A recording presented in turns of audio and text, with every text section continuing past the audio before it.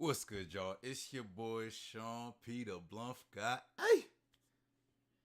And we are back again with another reaction stream. And today, guys, we are choosing violence. I am choosing violence today. I am choosing violence because I seen the video and I was like, you know what? Hey, I choose violence today, man. I choose violence. We doing it. We in the middle of it because it's just the disrespect, man. The disrespect I'll be seeing on these YouTube streets. We gotta talk about it today. We gotta talk about it today. And who is the perpetrator? Who is the perpetrator in this, or the perpetrators? Who are these perpetrators that we must speak against? I mean, not so much we speaking against them, but we gonna definitely react to them, right? And it's gonna be King of Lightning and BDA Law, right? Now, now, King of Lightning, YouTuber I've been following for a while, for a while. Probably one of the earliest YouTubers that I've really followed when it comes to One Piece and theories and just the whole One Piece YouTube community, right? King of Lightning is probably one of the earliest YouTubers I've met, and I fairly do enjoy his content. I'm not gonna sit here and act like I don't, or I'm not like I haven't really been following him lately, but I have. I used to follow him a lot more consistently, right? I followed him a lot more consistently, but I will say sometimes he does make some outlandish takes, and it just some of his takes are just outlandish for no reason, and then some of his reasoning behind, I'm like, I think sometimes his foundations are very shaky and shabby. But today he decided to come at the king, the real king of light, not lightning, but light, the king of light. He decided to disrespect the the yellow, the yellow monkey himself, the admiral, the man who was untouched, who came out of Marineford clean, the only admiral, and the only Marine, probably aside from Sengoku and Garp, that came out of Marineford clean and spotless. I'm talking Kizaru, y'all. Kizaru, Barcelino. Come on, bro.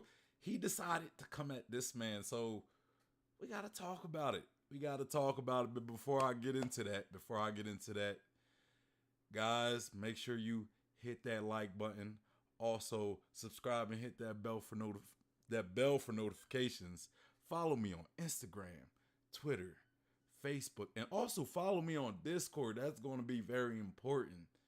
And if you are looking for a One Piece community to be a part of, we have, or did I say, I meant Twitch. Follow me on Twitch. That's going to be important. But also, if you are looking for a One Piece community to be a part of, we have the Discord and we have the Facebook group.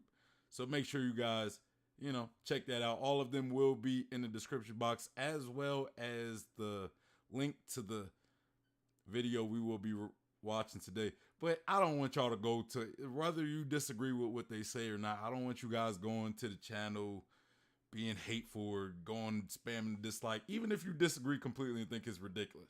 Hey, I'ma still probably like the video at the end of the day. So definitely, go still show love. Still, I feel as though One Piece fans, I feel as though anime fans and One Piece fans, we can always disagree without being hateful, right?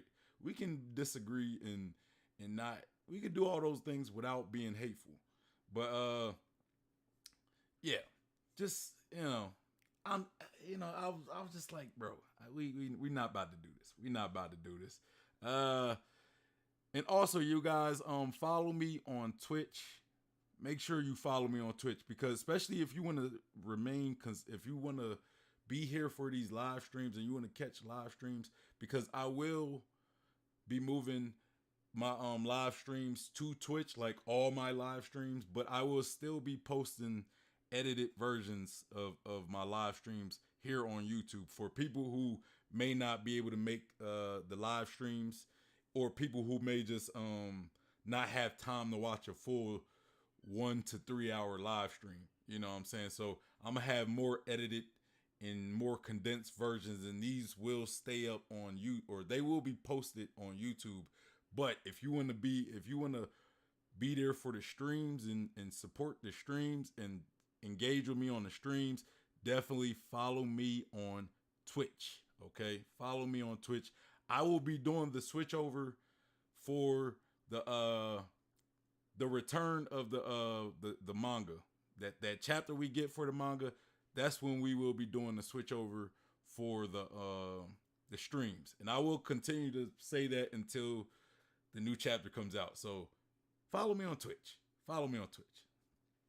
Still subscribe though. Still subscribe to this channel. We got Angel in the building. He says, yo. Shout out to Angel. Sorry, I had to burp. So when it comes to Admirals fighting, I believe it depends on the reasons they are fighting in the area. Aokiji was clean and spotless at the end of Marineford. There was also 2 more new Admirals. I wonder what he's going to say about that. Okay, Aokiji did get hurt by Blackbeard. I remember Blackbeard did. I think he stuck his sword in him, and Aokiji was bleeding. Aokiji didn't come out spotless. Aokiji didn't. I don't remember Aokiji coming out spotless. I remember him specifically sustaining. I'm not saying he had a major injury either. I'm not saying he was like he didn't. I don't think he suffered like the damage that Akainu took, but he took some damage. If I remember correctly, Aokiji took some damage. Might have been very minor, but it was still some damage. Kizaru, on the other hand, I mean, he did get kicked back by Marco, but that didn't really do nothing to him. He got back up and was like relatively fine. But yeah, Kizaru didn't take any damage. Angel said, by the way, you saved your full stream on Twitch. Yeah, I mean, I can, but I'm probably gonna keep like I'm gonna probably keep like streams like more edited though. You know what I mean? Like for me, Twitch is just gonna be more of a live stream platform. I guess if people want to watch my streams there too, and it does it automatically, I guess, then sure. I mean, I'm not going to like delete something that's going to stay there, but I'm gonna focus on, giving like more condensed versions for people who can't sit here and watch streams all day. This is what YouTube is going to be for, right? That's what I want YouTube to be for. So, but yeah, and Angel said Blackbeard and Aokiji never fought. Did I say Blackbeard? I didn't mean Blackbeard. I meant Whitebeard. I thought I said Whitebeard.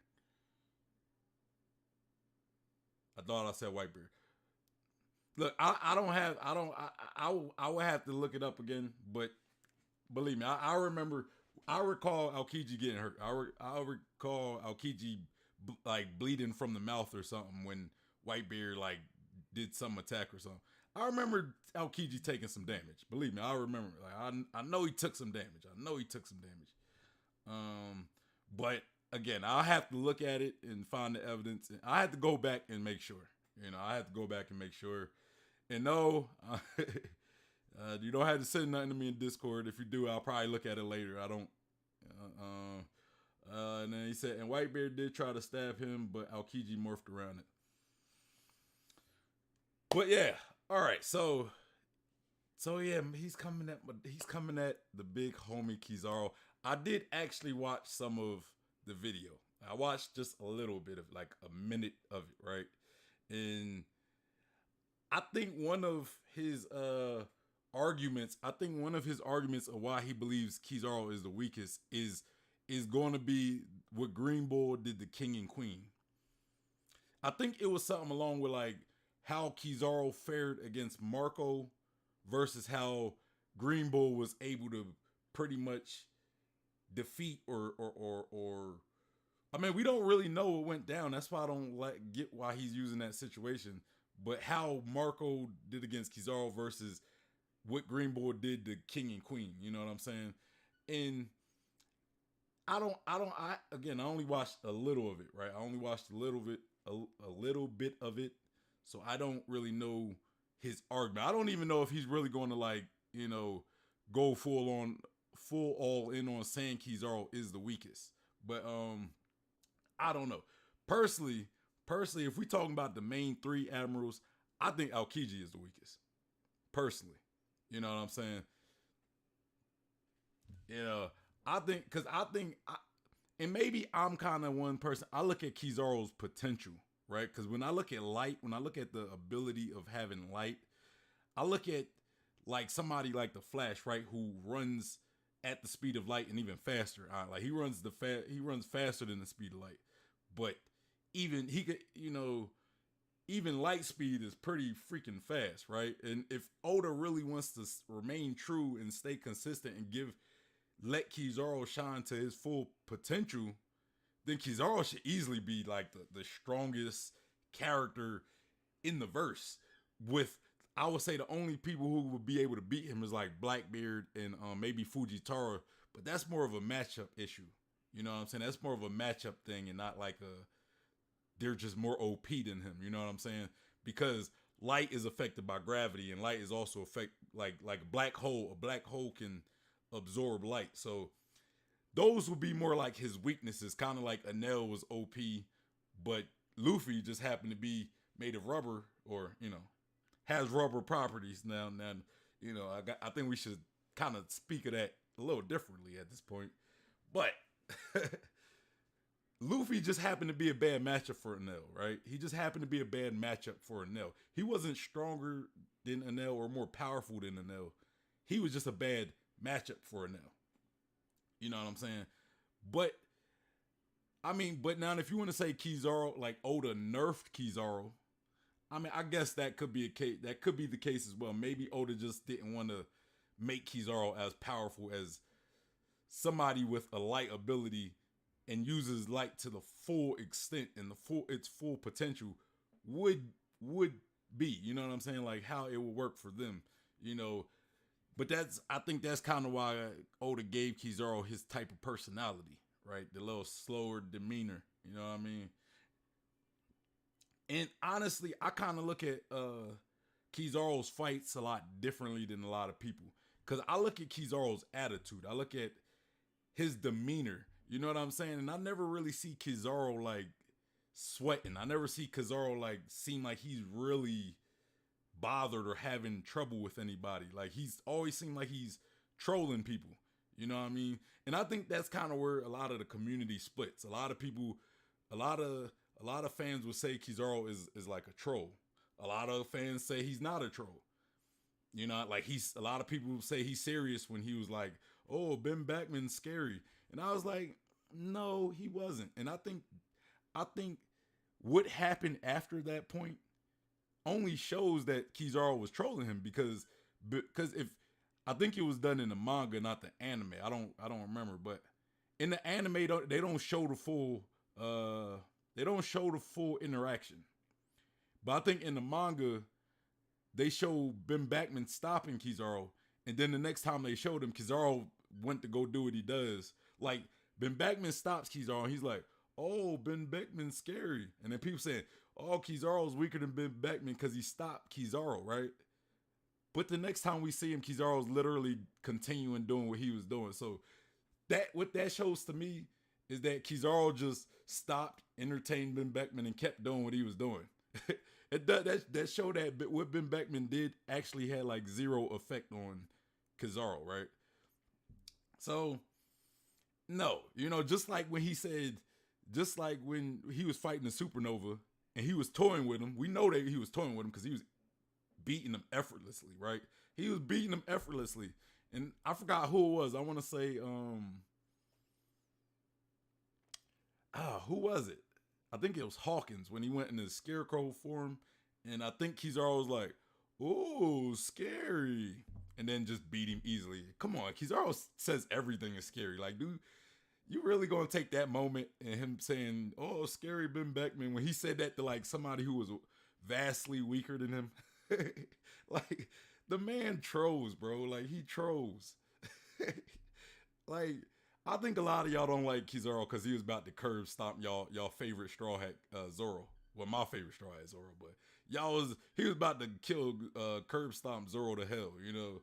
So y'all don't like Kizaru or something. I don't know what it is, you know. I don't know what it is in the air, but it's something, you know. It's something in the air that's making people say some silly stuff. But um, Angel said from Kizaru's wording, it seems like he killed Marco multiple times, but his devil fruit kept resurrecting him. And yeah, and about that, right? What we know of now with Marco is his ability works off of stamina. You know, it works off of stamina. So if he Kizaru, all Kizaru would have to do is just run his stamina out, and I think Kizaru could do that. You know what I'm saying? I think Kizaru is very capable of running Marco's stamina out. You know, Angel said Luffy confirmed to be Promethea in zone. So yeah, Luffy still got a rubber body. I don't think that's the case. I know I said that in that laugh tale, but I think it was kind of going off of just our preconceived notion of the gum gum no mi, right? Like it was always kind of we was always under the impression it was Promethea, and so it's kind of still kind of catering to that idea. You know what I'm saying? Like I know I said it in Road the Laugh Tale, but I think because for like majority of the story, Luffy's devil fruit or Luffy was always had to have said that it was the Gummo Gummo no Mi and it was a Promethea. You know, that was what it was always. That was pretty much a fact at till for like 90. That was a fact for 95% of the story. At the 99% of the story, because I would say every like up to now, like from that point, it's probably only like a 1% of the total story, right? From when we got the real reveal. So it's still kind of placating to the idea of the Gummo Gummo no Mi being a Promethea. But in reality, it's a mythical, it's a special zone with rubber like properties. You know, I don't think it's two devil fruits in one or anything. You know what I mean? I don't think it's both the Gummo Gummo no Mi and a Hito. I think it can only really be one. You know what I'm saying? You know, it's only one. It's just it was always known as a Promethea and it was always known as the Gummo Gummo no Mi. But in reality, it is the Hito Hito no Mi Nika. You know what I'm saying? Um uh Angel said, yeah, he said you supernovas have scary transformations. Yeah. And then what did he do after that? He whooped him like nothing. He beat them with ease.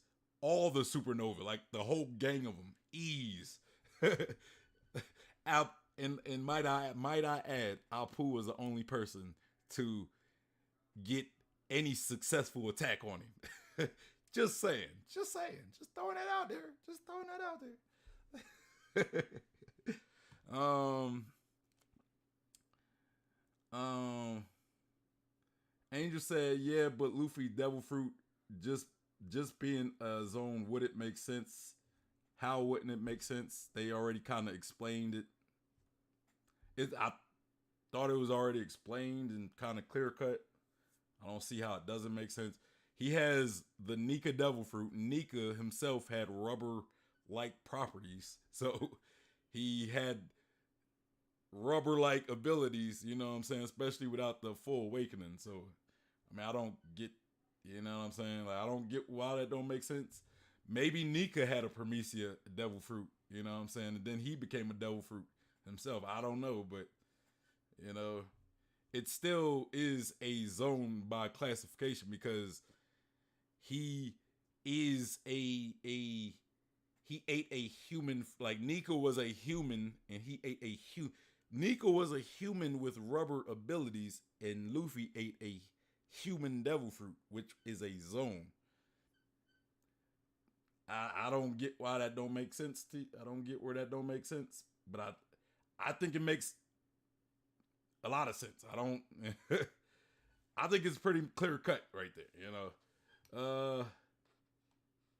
You said to me it's one devil fruit that fits under two categories. Well, but that's devil fruits, bro. Like you look at Katakuri's devil fruit, his devil fruit kind of acts a little Logia-ish, but it's still just a Promethea. Devil fruits aren't just restricted to being like I think at this point we're aware that devil fruits aren't always just restricted to um just just seeming like one category, right? So I don't, like I think Katakuri already debunked that idea. Um, Marco debunked that idea, because he's a zone, but he acts his Phoenix form kind of acts like a Logia to a degree. You know what I'm saying? So again, I don't, you know, it's a special zone. That's all it is. It's just a special type of zone. You know what I mean? And what makes it special is the fact that it has properties of a Promethea. You know what I'm saying? Just like what makes Katakuri's Devil Fruit special, which because it has properties of a Logia. You know, in some ways. Same with Marco. You know what I mean? But I think that's all it really is to it. I don't think it's too, I don't think it's like half. I don't think a devil fruit is gonna be half zone and half whatever. It's just, you know, I don't really know what to tell you. If you, I guess we're just gonna have to be one of them disagree to disagree or agree to disagree things because I don't know what else to tell you about that. I don't know what else to tell you about that. But anyway, about Kizaru, talking about Kizaru, right? Yeah, man.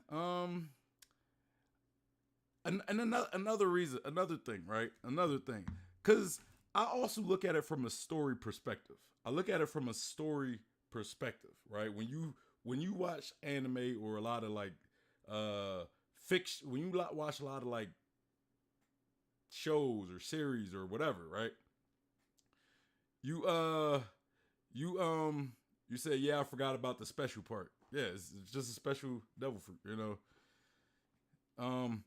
But when you look at like another, when you look at anime, right, or other shows, movies, other forms of media, other fictional forms of media, when they have characters, when you have a character where you don't see him go all out, right, until like the end, much later in the story, right?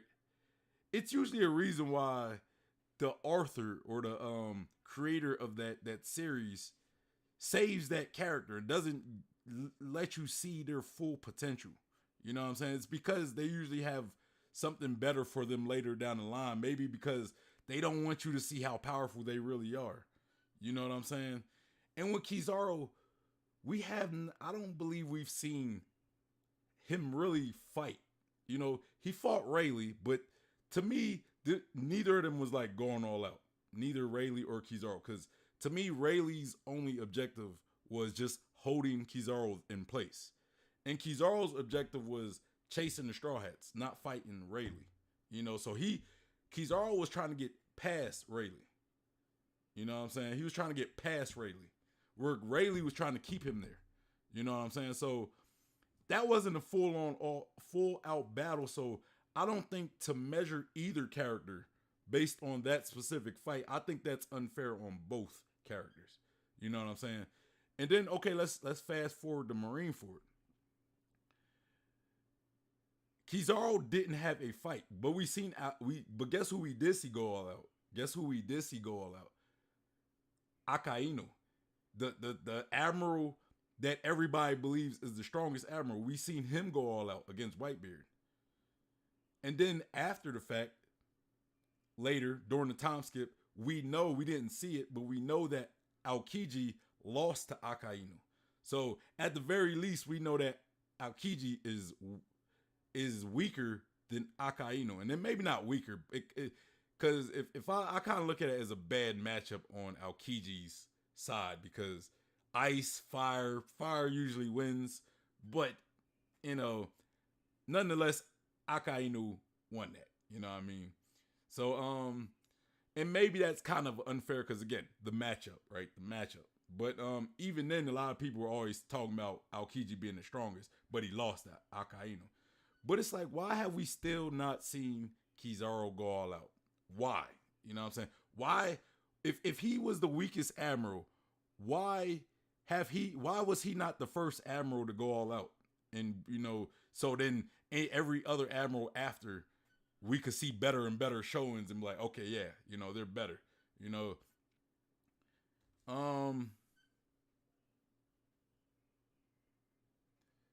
Uh Angel said Kizaru didn't go all out because he didn't want to destroy the archipelago. I believe it. I honestly just don't think he felt the need to go all out. You know what I'm saying? I feel as though, I mean, I'll explain my belief in Kizaru in a little bit, right? And then you say you can make an argument on how Akainu didn't go all out, but that's another discussion.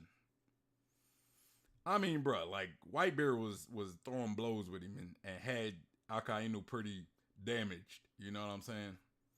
And I believe, look, you gonna have to convince me that Akainu wasn't going out against Blackbeard or Whitebeard. you gonna have to do some strong convincing. But like you said, that's another discussion. That's a whole nother discussion.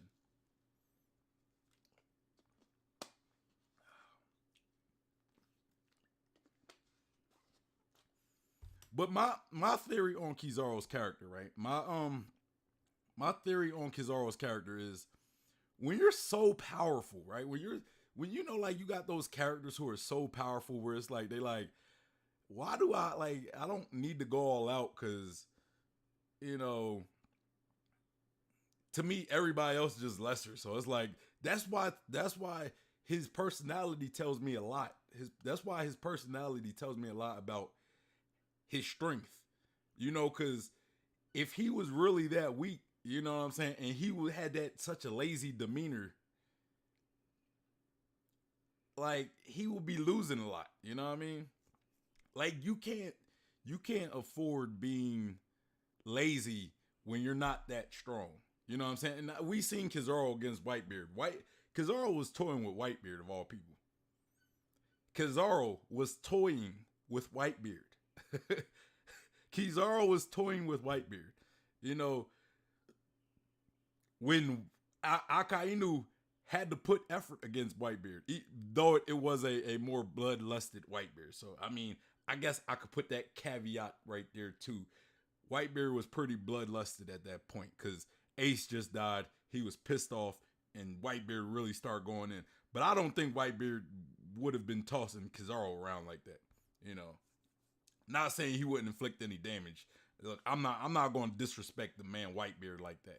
I'm gonna put some respect on Nougat's name, but I think Kizaru's will probably, even then, Kizaru will be a horrible matchup for Whitebeard because Whitebeard's sickness, I think, would slow him down, and you don't want to be slowed down against somebody with the speed of Kizaru. You know what I'm saying? You don't want to be slowed down by him.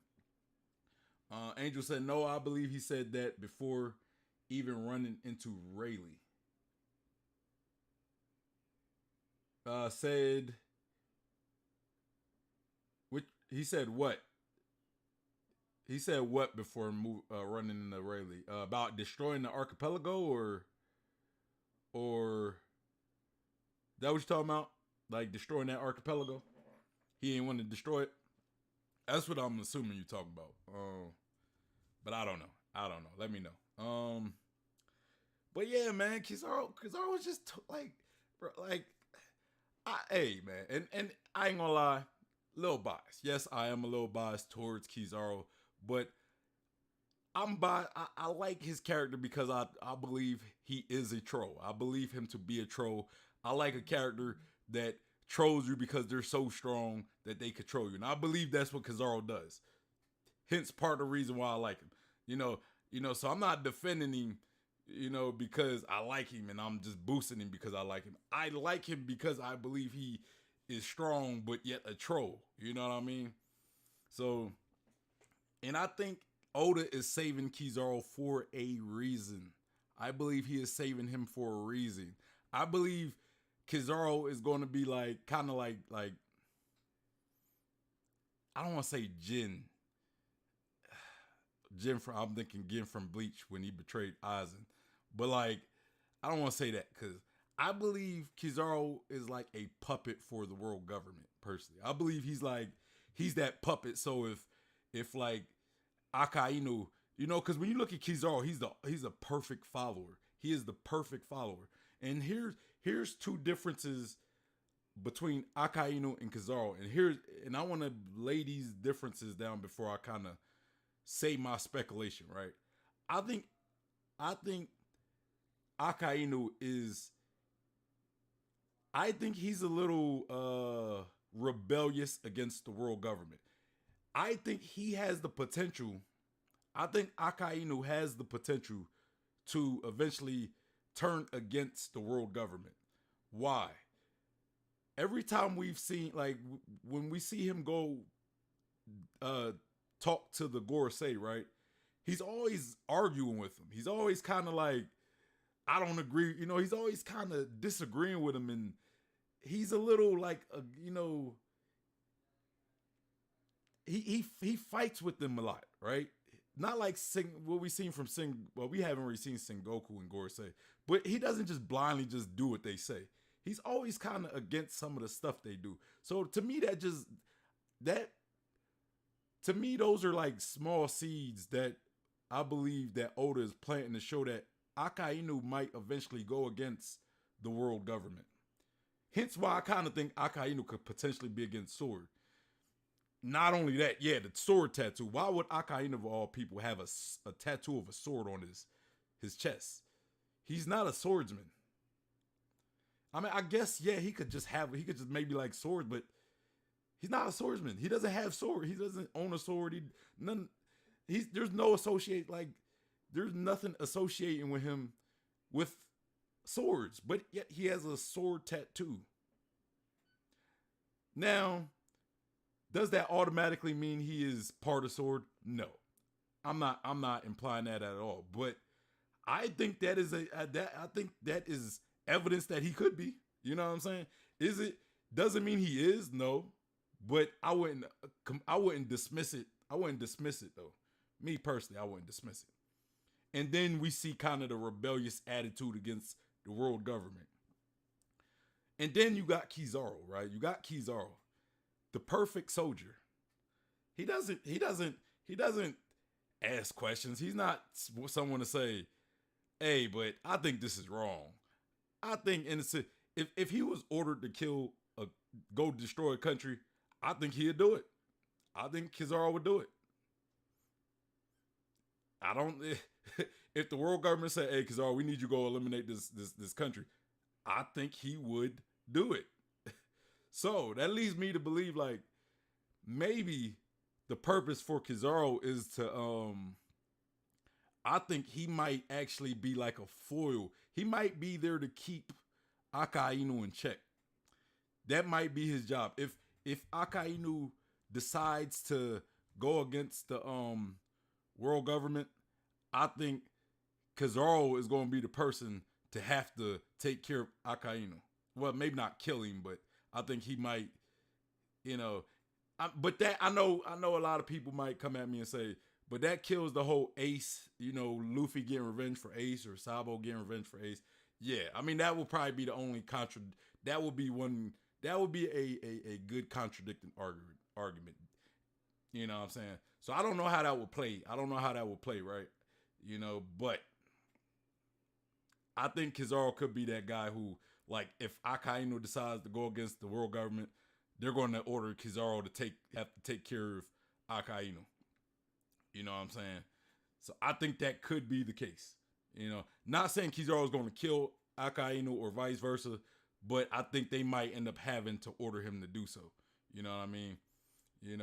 I could see it being the case where like Akainu goes against him, but he still did his crime, so maybe like Sabo still wants to fight and defeat Akainu, but maybe Kizaru kind of kills Akainu in the middle of that fight because he's like, "You traitor!" Bam, dead. You know what I'm saying? Like it could be something like that where Kizaru does some sneaky stuff. You know what I mean? Angel said, like said before, when it comes to Admirals, Kizaru was the worst matchup for Whitebeard. But bro, Kizaru was a bad matchup for anybody. But I agree with you. I definitely do agree with you on that. But if you can't catch a man, you know what I'm saying? If speed kills, bro. Speed kills. You know, that's why Flash, if anybody will listen, like watch DC Comics, that's why Flash is such a dangerous guy. You know, if you can't hit him, but he could hit you, what are you going to do? What are you going to do when Hawkamania or when Kizaru Mania runs wild on you, brother? And he said, I mean, from what we've seen, it seems that all the Marines are trained in swordsmanship, and I guess it's up to you if you want to use a sword. Once you're, I don't know what you're talking about on that. I've never seen Garp imply that he was ever trained in a sword. You know, I've never seen I never seen any admirals hint that they were trained swordsmen. You know what I'm saying? Like I know we've seen a lot of Kobe. I've never seen Kobe. Well, I think he was training with Himepo, but I don't know if Kobe was actually using a sword though. I don't remember seeing, and Kobe is someone we actually seen train. He's a Marine that we've actually seen train. I don't recall seeing Kobe training with a sword. Himepo I've seen train because he's a swordsman, or at least he uses swords. And then you say, yeah, Basabo or Luffy killing a Kainu is all headcanon, so I see no contradicting in what you say. Aokiji and Kizaru have shown it. Yeah, Kizaru has that light sword. Yeah, you're right. You're right on that. But I don't think that's all Marines. I think that's more of a personal choice. You know, Garp never showed that. You know. But yeah. So, but addressing the Sabo and Luffy killing Akainu. It is headcanon, but it makes sense though. You know, it's headcanon that does make sense for story purposes. Because it's like, it wouldn't make sense for Akainu to not get his for like, because that's a plot, right? Akainu killed Ace, so now it's like Luffy or like somebody has to avenge Ace. So it's kind of like that case, you know what I mean? But yeah, so let's get to the video. I don't want to waste any more time talking. Oh dang, my bad, guys. I gotta bring the window up. Thought I already did, but here we are. All right. Let me do something.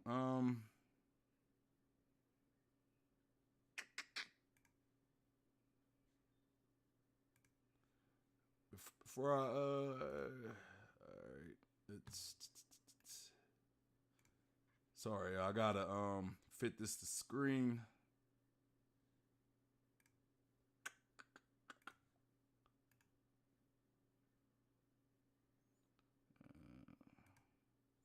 I figured out how, like, y'all know my videos be half off screen.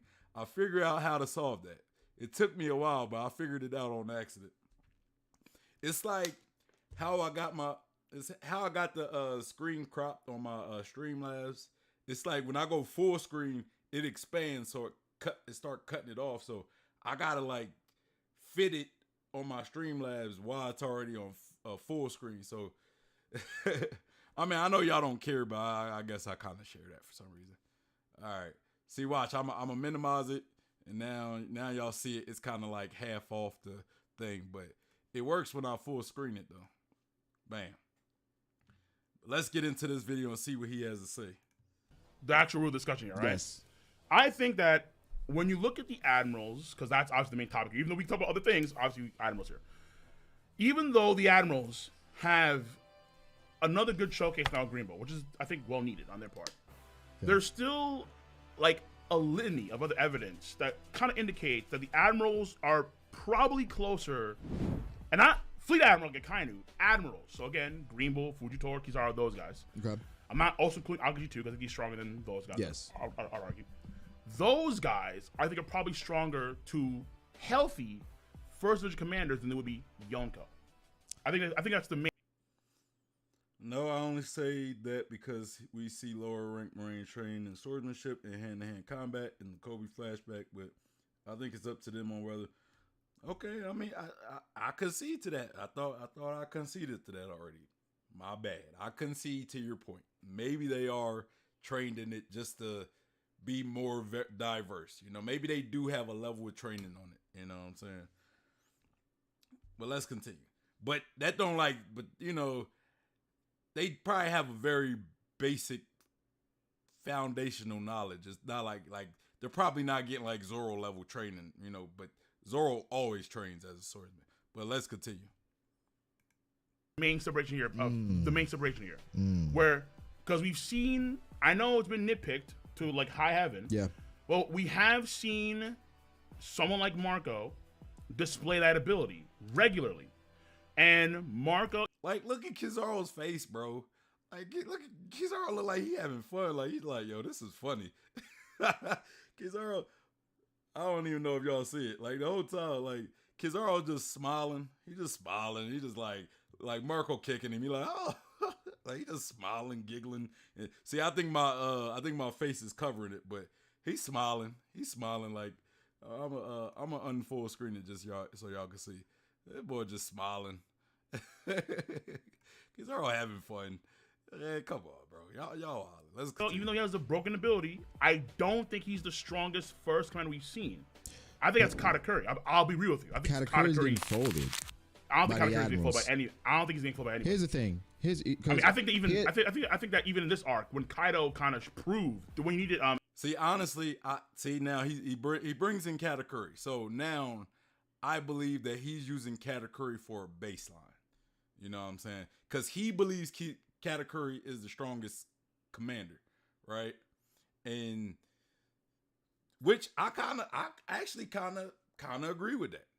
But I don't know if I think that's a fact because we haven't really seen Katakuri, we haven't really seen how he stacks up against other commanders. Like, it's hard to gauge how the commanders stack up against each other, right? For me, it's hard to explain that. Like, it's hard to display that. So I don't know. Like, I'm also super biased against Katakuri. I love Katakuri. He fought Luffy, you know what I mean? Where, you know, he was outclassing Luffy, where King lost to Zoro. So, you know, but that makes me think, like, is it more like if Katakuri is stronger than or if King is stronger than Luffy, or if King is stronger than Katakuri, right? Let's say King is stronger than Katakuri. Does that mean that Zoro was stronger than Luffy, Whole Cake Island? You know what I mean? With Emma? But I don't know. I'm not really going to, it's not going to be a debate I'm going to fight. But I don't know, right? I don't know. Because Marco, I've always said, Marco to me has been, and he's always was underwhelming. Marco has always been like an underwhelming commander. I thought he was like just more of a tank. He was able to tank damage, right? But then we see him in Wano, and he's able to hold off two other commanders by himself. You know what I mean? By himself. Now, and I'm not saying he's stronger than both of those commanders, because defeating two characters is not the same as holding off holding off two strong characters is not the same thing as defeating two characters, right? Like, just because he's able to hold them off doesn't mean he could defeat King. You know, now I'm not saying he can't either. That's not what I'm saying. I'm just saying it doesn't mean so. Because all he was doing was holding them. He was just keeping them at bay. But you still can't overlook the fact that Marco was able to do that. You know, that still is a feat. That still takes a level of strength, because I don't think somebody like Chopper is going to be able to hold off two Yonko commanders. You know, I don't think Sanji could do it. I don't think Zoro could do it. You know what I mean? Well, maybe Zoro and Sanji could do it, but I don't know. Like, I don't know. That's a hard. That's a statement. I don't know if I want to go down that rabbit hole. But yeah, you can't overlook that though. You can't overlook the fact that he was able to like hold off King and Queen at the same time. So that right there kind of gave Marco points in my book. You know, that gave Marco points in my book. So, you know, but I'm gonna let them continue. Actual future sight to see the Hydra attack. That kind of proves how you good could that argue skill the is. Admirals have future sight. You could argue it, but that's not definitive at all. It's not definitive, So but we you can can't- argue. Here's the thing. Here's what you just said. Here's what you just said. Even Hold Fujitora on. didn't have future sight. Here's what you just said. The same way that Katakuri has it. You said that Aokiji, you could argue that he's stronger than the current Admirals, right? Oh yeah, Kizaru, Green Bull, Fujitora. yeah. Marco had a showcase against Aokiji, right? And Kizaru. And Kizaru, Akainu. no, but specifically against Aokiji and Kizaru. And let's mention Aokiji and Akainu. He had a showcase, right? Yeah. Is he not getting folded by those two? No. Because literally Akainu, I think he takes an Akainu attack full bore, and then he gets blown away, and then he fights back with against Akainu. How difficult is this off fight screen. for Akainu? No, because I think it's virtually impossible to try, because given his skill set, Bro, he I ran think out it's of energy possible in like an hour. against fighting two commanders at full HP. And Akainu is equal to two of those commanders. Okay, first of all, Man, Brago bringing facts. Come on, let's go. See, I might not even get that much. I might not get too much commentary, depending on what BDA law says. He might say a lot of my points. So yeah, I might have to kind of like, okay, BDA, let's go. Angel said, in my eyes, Katakuri probably the strongest. In my eyes, I might give it to Ben Beckman, because kind of like for the same purpose, I think Kizaru might be one of the strongest admirals. Ben Beckman is probably the only commander, the only Yonko commander that we still have yet to see. So Ben Beckman. But if we're just solely talking about the commanders that we've seen, that we've been talking about in this video, I'll probably agree with you. Maybe Katakuri is the strongest, but I also like Katakuri. I'm super biased for Katakuri. So yes, I'm gonna probably say that. I'm gonna probably give Katakuri being the strongest. But I think Marco is probably a better matchup for somebody like Kizaru. You know what I'm saying? So, cause Marco can fly, right? Marco's pretty fast because he's able to fly, and he's able to fly fast, and he can kind of tank laser abilities, right? He could tank laser abilities. And I think laser abilities might be less damaging for somebody like Marco than maybe like a Magma. You know what I mean? So to me, Marco, I think Marco might just match up against Kizaru a lot better than he would, I guess, maybe like Akainu possibly. You know what I mean? So, but even then, I think if Kizaru wanted to go all out, I think he would beat Marco a lot. He would beat Marco soundly. You know, I'm not saying he'll low diff him. I'm not even, he'll probably like high mid diff Marco in a full on out fight, probably, or maybe I'm a little resistant to say high diff. I don't think Marco's that strong.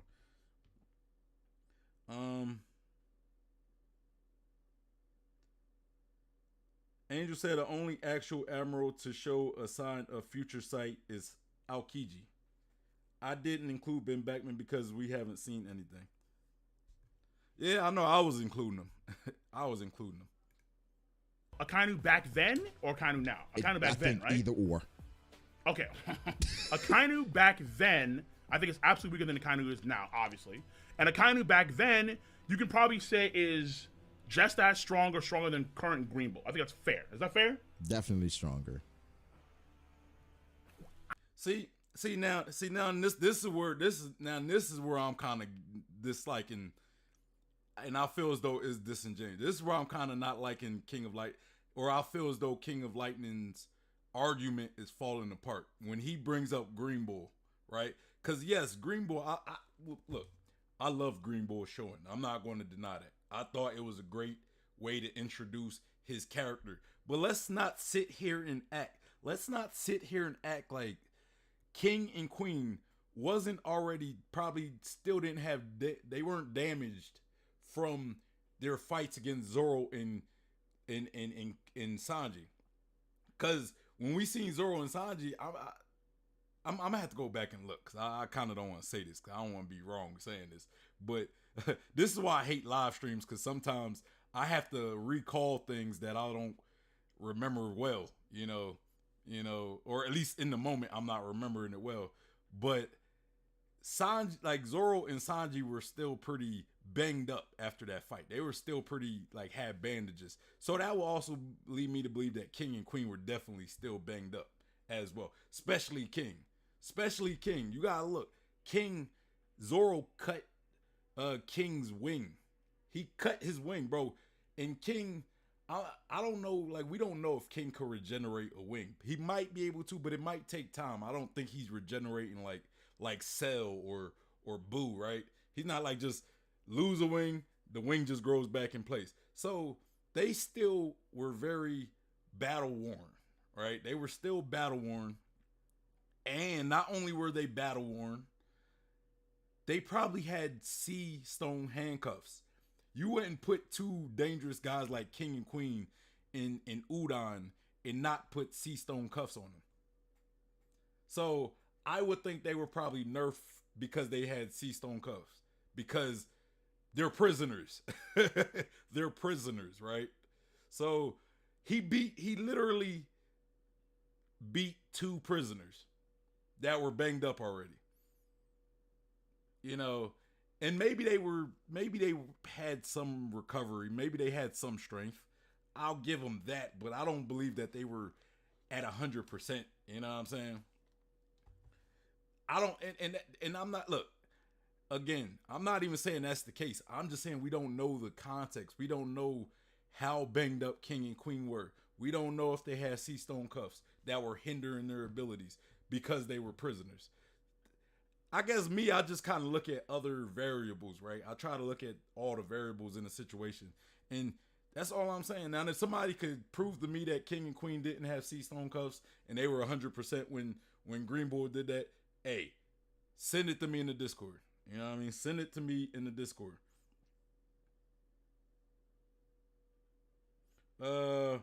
Angel said Queen and King are zones, man. But yeah, the wing stuff's a good argument. And that's my point. Like, I understand Queen probably was at probably healed up, but King still was very nerfed because he lost his wing.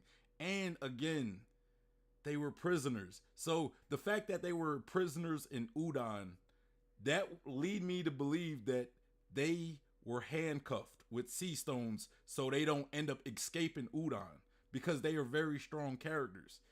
And if you don't put sea stone on these two strong zone characters, they gonna leave. They gonna fly out, right? So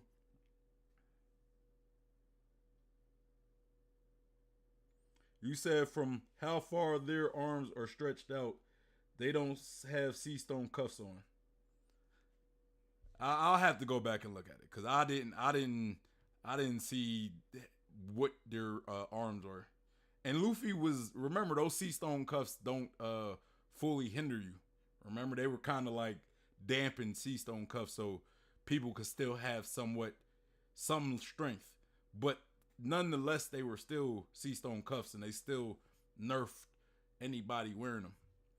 And I don't believe that you lock away two strong characters like that and not put sea stone cuff, or not hinder their ability to be able to escape. I just don't believe that.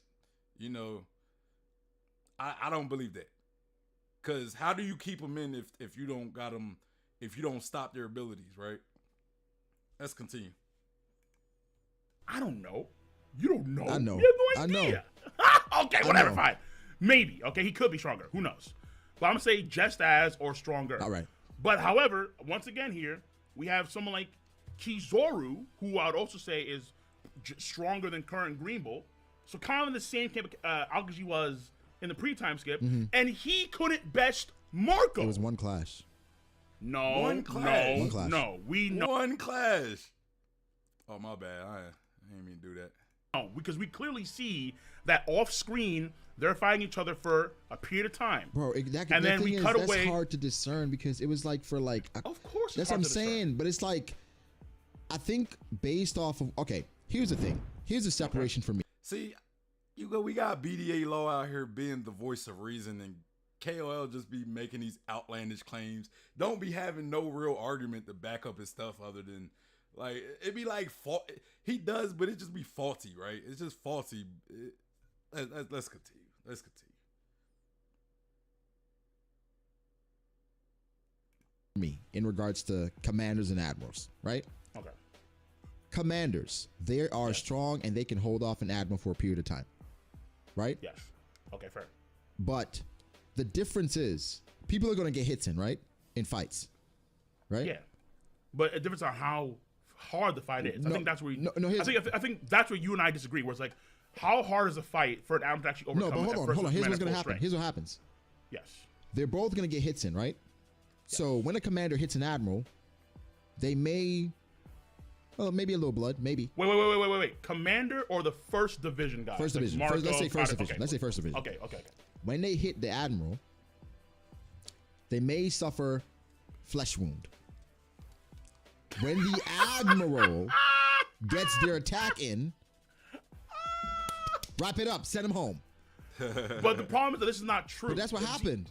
No. That's what happened. Not at all. No, not even remotely close. Bro. Because again, in this chapter, did Jozu not catch Aokiji off guard? Wait, okay. Again, that's what I just said.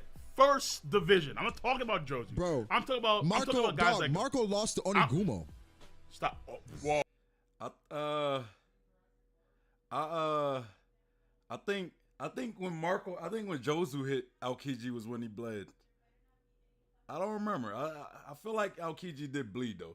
I do remember seeing Aokiji bleeding at some point in time. I forgot who it was, but I do remember seeing him bleed out the mouth at one point in time.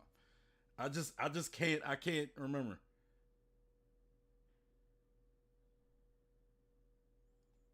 Reaper 25 says, I get what KOL was saying, meaning as strong as we thought Kizaru was, he should have downed Marco more easily. Do I think so? Nah. I get what you're saying, but I also believe that's part of Kizaru. Kizaru does not take fights seriously. I've never seen him take a fight seriously. Never. I think his patterns has always shown that he has always played around with people he fought. He was toying with the Supernova.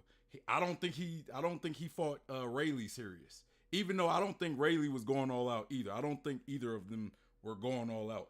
I don't think Kizaru fought the Supernova serious. I don't think he fought the Straw Hat serious. And I think that just plays, again, like I said earlier in the stream, I think that plays more to Kizaru's personality. If he really wanted to go all out, if he really went all out, and people, if y'all believe Kizaru went all out, hey, this is going to have to be one of those agree, disagree things. I have yet to believe Kizaru has went like full power on anybody yet. You know what I'm saying? Like Akainu when he fought Whitebeard, I have yet to see Kizaru do something like go all out like Akainu did, right? So him fighting Marco, it was just like him fighting Marco. It was, just entertaining the fight. So again, his personality, what I read from Kizaru is a guy that trolls people. He toys with you. And he just was being entertained by Marco. Could he defeat Marco easily? Yeah. I'm not gonna say easily. I don't think any commander or I don't know. I'm not gonna say that. But let's continue. He said way too laid back. Yeah, he's way laid back. It's like when Ben Beckman showed up, right? And he was like, stop right there, Kizaru. And then everybody's like, oh, Kizaru was scared of Ben Beckman. What did Kizaru do right after? He continued doing whatever the hell he was already doing, bro. Ben Beckman had zero effect on Kizaru other than Kizaru stopping, entertaining back Ben Beckman. Oh, Ben Beckman's scary, and then going back to chasing Luffy. If Ben Beckman scared Kizaru, Kizaru would have never moved. He would have stayed right there the whole time, but he didn't. He didn't. Let's continue. Oh, wait a minute. Onigumo was Kizaru summoning like it was a freaking Yu-Gi-Oh game. I choose Onigumo. Onigumo use Kairo's second attack. It's super effective. Cole, yeah, that's what happened. Cole, that's exactly what happened. Cole, I agree. With He got folded by Onigumo. And listen, Oh if God. Kizaru wanted, This cope. he could have folded Marco right then and there. He Right have. then and there, he'd have been No, done. He'd have been. no, How no, can he fight against no, Kizaru no. with Sea Stone Cups? No. They literally have pirates on their enemy city. These people have to defend their city for their lives. And It's still a Marco story, though. and then Marco is able to literally fight blow for blow against Kizaru. Kizaru needs Onigumo to come in there to use the custom stuff to argue needs. Because in order to handle him so easily, he needs Onigumo to come in there. So you like really a think Yu-Gi-Oh Marco can summoning. beat Kizaru? No, I didn't say that. I said that Marco, when it comes to Kizaru I think still ultimately wins that fight. But it's a much more difficult fight for Kizaru to actually defeat Marco than if, let's say... don't agree. So, hold on. So, Again, I don't agree with that. And I get what he's saying. But I believe I don't agree with the context of it. I don't believe Kizaru was going all out against Marco. Plain and simple. Like, I don't think he fought him. He if he went all out, I think Marco was going all out against Kizaru though. But if he went all out against Marco, that would have been a lot shorter fight. That would have been a much shorter fight. Well, let's continue. So let's do this, right? In terms of diff, right? The way we can see, they get their shots in, but they're not meaningful. No. So let's say it's a mid diff, okay? Admirals beat first commanders, guys like Marco, mid diff. I would say Mid-diff. it's high to extreme. Listen, Marco diff. doesn't have nearly enough power to beat an Admiral. Not nearly. Not even close. That's why I don't think he can. Not beat even an Admiral. close. But And you also got to look at it like this. Marco's ability is literally defense and endurance. That's literally his main, it's like Marco gives problems to anybody, bro. King and Queen had problems with Marco because it's hard to get around that regenerative thing. It's like in order to beat Marco, you have to wear him down. But you can't just beat him, bro. It's like, because he's going to keep regenerate. Marco he's a hard matchup for anybody at the end of the day because he has regenerative powers. Are we like kind of just ignoring that part of how of Mark? That's like literally Marco's strength is to not be beaten easily. His literal strength is not to be beaten easily. But as far as his offense, it's super lacking compared to a lot of other admirals. Marco's offense is lacking compared to Katakuri, compared to King, compared to we haven't really seen Ben Beckman and Shiru yet.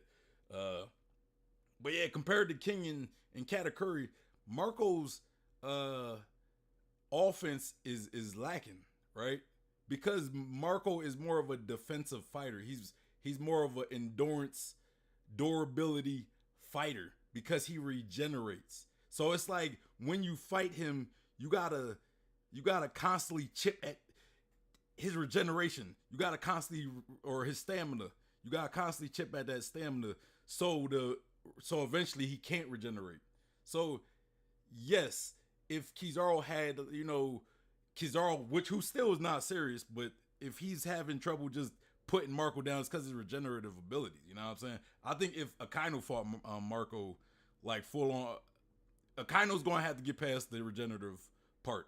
Same with Aokiji. You know what I mean? Angel said, I'm so confused. Is Ye saying Kizaru is the weakest against the original Admirals or the Admirals?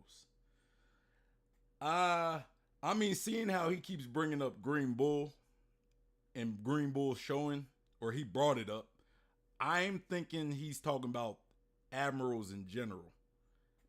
I think. Reaper said mid-diff.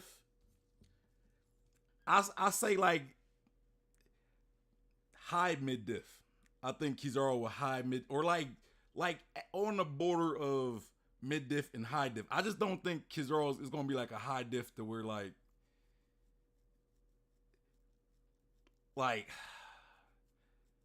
to me a high diff fight for Kizaru is like him fighting another Admiral, like a full on high diff, you know. So that's why I don't see Marco giving Kizaru the same fight that another Admiral will give Kizaru, or even a Yonko. You know what I'm saying? Like those Yonko and other Admirals for Kizaru, I think are high diff fights. Mid diff, I kind of go with mid diff, but again, Marco's regenerative abilities is a tough thing to get around. So that's the one thing that kind of make me say it could be high diff, because it's like, man, I gotta constantly chip at this regeneration. But I don't think Marco's going to be doing much damage to Kizaru. You know, at least as much damage as Kizaru's going to do to Marco when he gets past that regenerative, get past his abilities. If that makes sense, you know what I'm saying. But let's continue. I'm saying he doesn't have the power. Once again. That's what I'm saying. Marco, listen, all Marco can try to do is have a battle of endurance, and he's going to lose that too. We're arguing different things here, okay? Okay, what are you You're arguing? arguing that I'm saying that they can beat an Admiral. I never said that. What I'm arguing the difficulty. Okay, so what I'm saying is that I think that there are attacks that Marco can use to actually do substantial damage to Kizaru. That's crazy. Because, all right, it's not crazy. Dude, listen, hold on. If someone like... They said Marco got folded so bad in the Wait, I don't want to war. use Fujitora. I don't want to use Fujitora. Because you know that's cap. No, it's not. You know It's big not cap. It's nasty. No, it's not. You know what, Cole, it's you know not what it cap is? at all. You know what No, it it's is? not cap at all. Because because it's too easy. It's nasty too work. easy. That's what it is. No. Reaper said, with Marco's abilities and knowledge, do you think we've seen him truly ever attack with killing intent? I don't think he's ever tried to kill or attack with killing intent, but I don't think Marco's offensive, from what we've seen from Marco, I don't believe his offensive capabilities are like as tough as like other Admiral or other Yonko commanders, like at least Katakuri. I don't think his offensive output is comparable to Katakuri. I don't believe it's probably not going to be comparable to Ben Beckman and Shiru. You know, King, you could probably argue. Still probably not. I don't think. Yeah, I probably wouldn't even say King. But again, like I said, I'm not saying Marco is a bum. That's not what I'm saying. I just don't think. I think he's more of a defensive fighter. I think that's where he shines most. But his offense, I don't think is like top tier. You know, I just don't think his offense is top tier from what we've seen. You know, like he was able to hold off King and Queen, but I don't think he was doing any significant damage to him. Like, yeah, he was attacking them, but you know, I don't think he was doing any significant damage to him. You know, maybe Queen, I think he might have been doing a little damage to Queen, but I don't think he was doing much damage to King. You know, but it's hard. That's also hard to see because King also has the mask and his whole body's covered. So even if he was getting damaged, we really wouldn't know. You know, we really wouldn't know. But I'm just kind of going off of what I've seen from Marco. I've never really been that impressed, you know. And maybe he's not trying to kill people, but that's on him. You know, that's on him. I can only go by what I've seen and not, you know, could he be a lot stronger offensively? Maybe. But I haven't seen it from him, you know. I don't think Marco's weak. I just think compared to other commanders, I think his offense is probably on the lower end. You know, first commanders, not all commanders, just mostly first commanders. Let's get that straight. you know.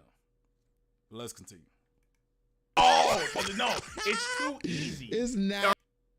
No, it's not. You know, No, what, Cole, it's you know not what it cap is? at all. You know No, what it it's is? not cap at all. Because No, you know what it is? it's too easy. It's too nasty work. easy. That's what it is. No, it's too easy. It's nasty work. Fujitora is an old man. It's too easy. The guy he can't even see. I don't want to pick on the disabled. I just don't. All right, I feel bad about that. Like Luffy did. Is Sabo stronger than Yamato? Where did that come from? Let me think about that one for a second. Oh no, wait, Sabo, you're trying to distract me right now. Stop that. All right, that was yeah. That was hella random though. That was hella random. Yeah, that was a forced player right there. Right, that was. Yeah, I'm putting my red card. I don't think Yamato's stronger than Sabo. I don't think that. I don't. You know, because if Yamato joins the crew, I think Yamato is going to still be under Zoro and Sanji. Like Yamato might be stronger than Jinbei, maybe. I don't know. If not after Jinbei, you know. But if we talking Sabo, I think Sabo's like right there with Luffy. You know what I mean? I think Sabo's right there with Luffy. So no, I don't think Yamato is going to be stronger than Luffy, or Sabo. So but I don't know. But that's just kind of me thinking that Yamato might end up joining the crew though. So that's just kind of my own fan canon. So just take that for what it is. 40 chess. Listen, I would say that's clear that Marco has a lot of attack power. What? How? Where? But the Phoenix Brand attack. The way he moved the fire. Yeah. The Phoenix Brand attack is a pretty good attack. Would you not say? That is okay. You know what? He's able to move a gigantic ship like the Big Mom ship in a single kick. You know, I put that on the level of. I would say the power equates to like a Gear 3rd attack. That's like a Mego. Gear 3rd attack. I'm gonna say like that's like a Kainu's like claw thing. That's no. Yeah. Akainu's Mego can kill you. That's not killing Marco. No, but I'm saying that's the difference. And again, once again, kill who exactly? That's the difference too. It's like okay. So the thing is, Akainu's taking way this more. Wait. Way this is more what I'm flame talking about here. It's like you have. Wait, hold on. This is what I'm talking about here, right? I'm not saying that people like Kizaru or people like pre-types with Kainu or Akiji or so on. I think that they still beat the commanders. But Marco has shown enough durability, enough speed, I think enough attack power. I think he has a crazy. Bro, Marco's whole gimmick, his whole ability is durability. That's like that's literally his power is durability. So yes, like it's like I'm trying to think of a character, right? Like a character who is just hard to beat because it's just like they don't stay down. It's like zombies, right? Like zombies aren't necessarily they're not necessarily strong creatures, but it's like you could shoot them. I mean, you gotta shoot them in the head. I mean, maybe zombies they may not be the best. That might not be the best thing, but it's like zombies, they're already dead, so it's just hard to kill something already dead, right? So it's like you're gonna have problems with killing a zombie because they're already dead. You know, if you don't shoot them in the head or wherever they're weak at, it's gonna be hard to kill them. But that don't necessarily make them strong. They're pretty weak. They're slow. Their attack power lies within their numbers. You know, you could take on you could like probably throw a zombie down and beat him up. But as far as killing him, you know, you gotta hit their weak spot. You know what I mean? Because zombies are just durable creatures because they're already dead. So it's like killing what's already dead. But Marco, his whole gimmick is durability. He's literally a juggernaut, right? He's like a juggernaut, just tanking attacks. So like you have to wear him down in order for the damage to actually start happening. You know what I mean? So yeah, he's going to be hard to fight in a one-on-one, especially from like the beginning. You know, it's going to be like a war of attrition. Can you stay in the fight long enough to wear Marco down to do the damage? That's how the fight goes with Marco. You know what I'm saying? So, Reaper says Gear 3rd has down some pretty decent cats. Vegeta takes the punishment and lets someone else takes the win. Yeah, that's true. But yeah, I mean, Gear Third is a tough attack. I mean, I don't know if I look. I'm not saying Marco has zero offense either. You know, because we've seen him kick. We've just seen him kick Queen. You know what I'm saying? And Queen felt that. You know, but Queen also got back up, and you know, I don't think it done that much damage to Queen specifically. But I think that also attributes to Queen's durability. You know what I mean? But it was still a good kick nonetheless. So I'm not going to sit here and act like Marco has zero offensive capabilities. You know, I just think comparatively to other commanders, I think he's just kind of more on the underwhelming side, you know. And I would probably maybe say King might be like the second after Marco, and then I'll probably put Katakuri, and then maybe Ben Beckman and Shilu might be in the upper echelon of like offensive capabilities maybe. But Katakuri, I don't know.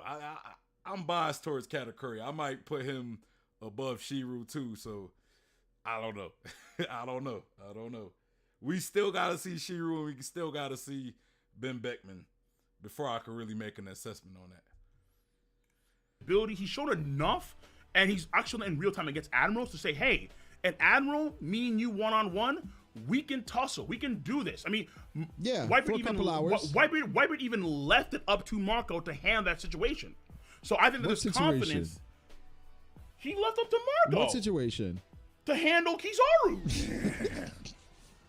Bro. He's like, oi, oi, it's bright. Wait, do you Marco. believe anything Whitebeard Wait, says? you can't touch the king. Do you really believe anything Whitebeard says? What the fuck is that? Okay, I believe the One Piece is real. Yes, I do. Okay. Do you? One Piece wa jitsuzai suru. No. Well, no. No. Okay. Fair. Here's the thing. Harvard coming up real quick. Why the One Piece is not real? Here's because you know why the One Piece is not real? Because it's not. No, Whitebeard was a big capper. He was a big capper, bro. You know the first thing he did when he pulled up to Marineford? Oh my god, what's up? He lied, bro. He lied. He said. I love it, yo. He was like, "Yo, Marco, didn't we send Ace here to go handle our business?" He's a big capper. He's a big capper. Yo, Ace was his henchman. Yo. Ace was Rockstar. A big capper, bro.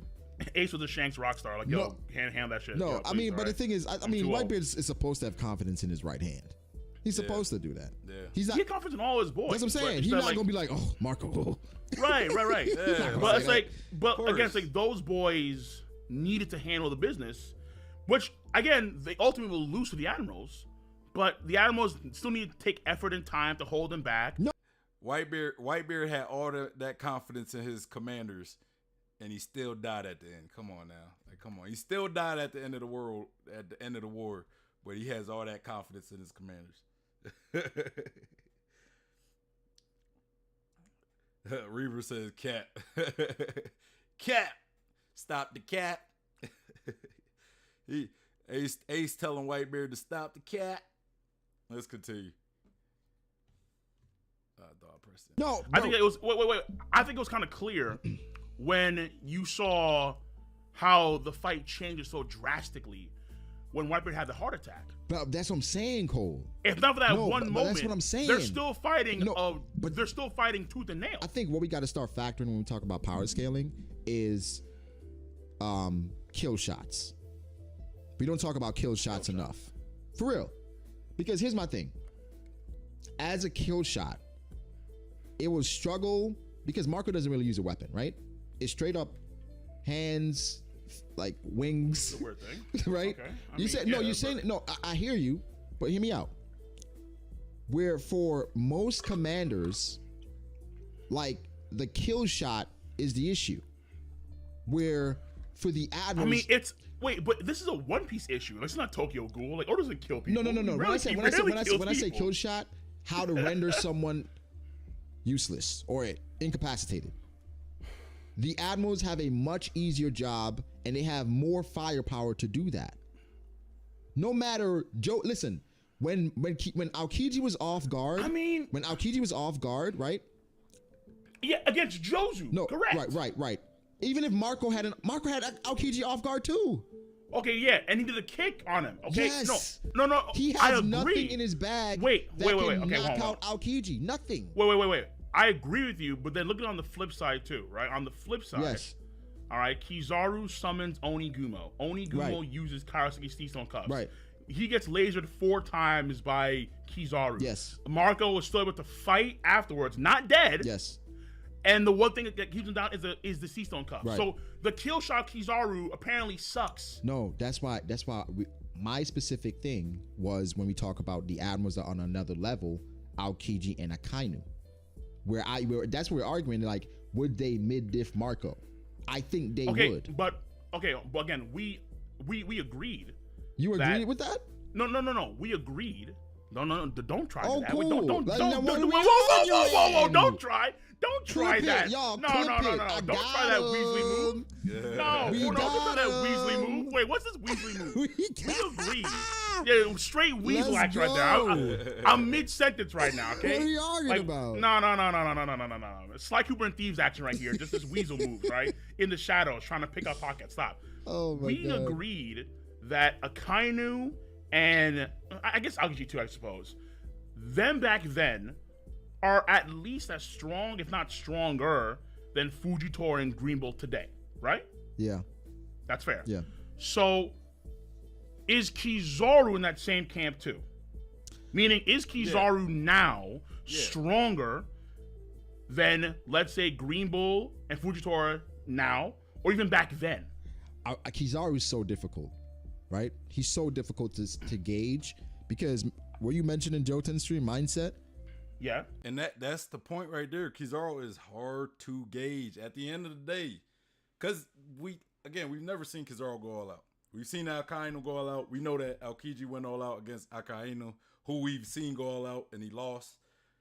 Kizaru doesn't have any like major fights under his wings to gauge how strong he is. Like, we don't know how we didn't hear like Kizaru fighting Aokiji at one point in his life and losing, or against Akainu and losing.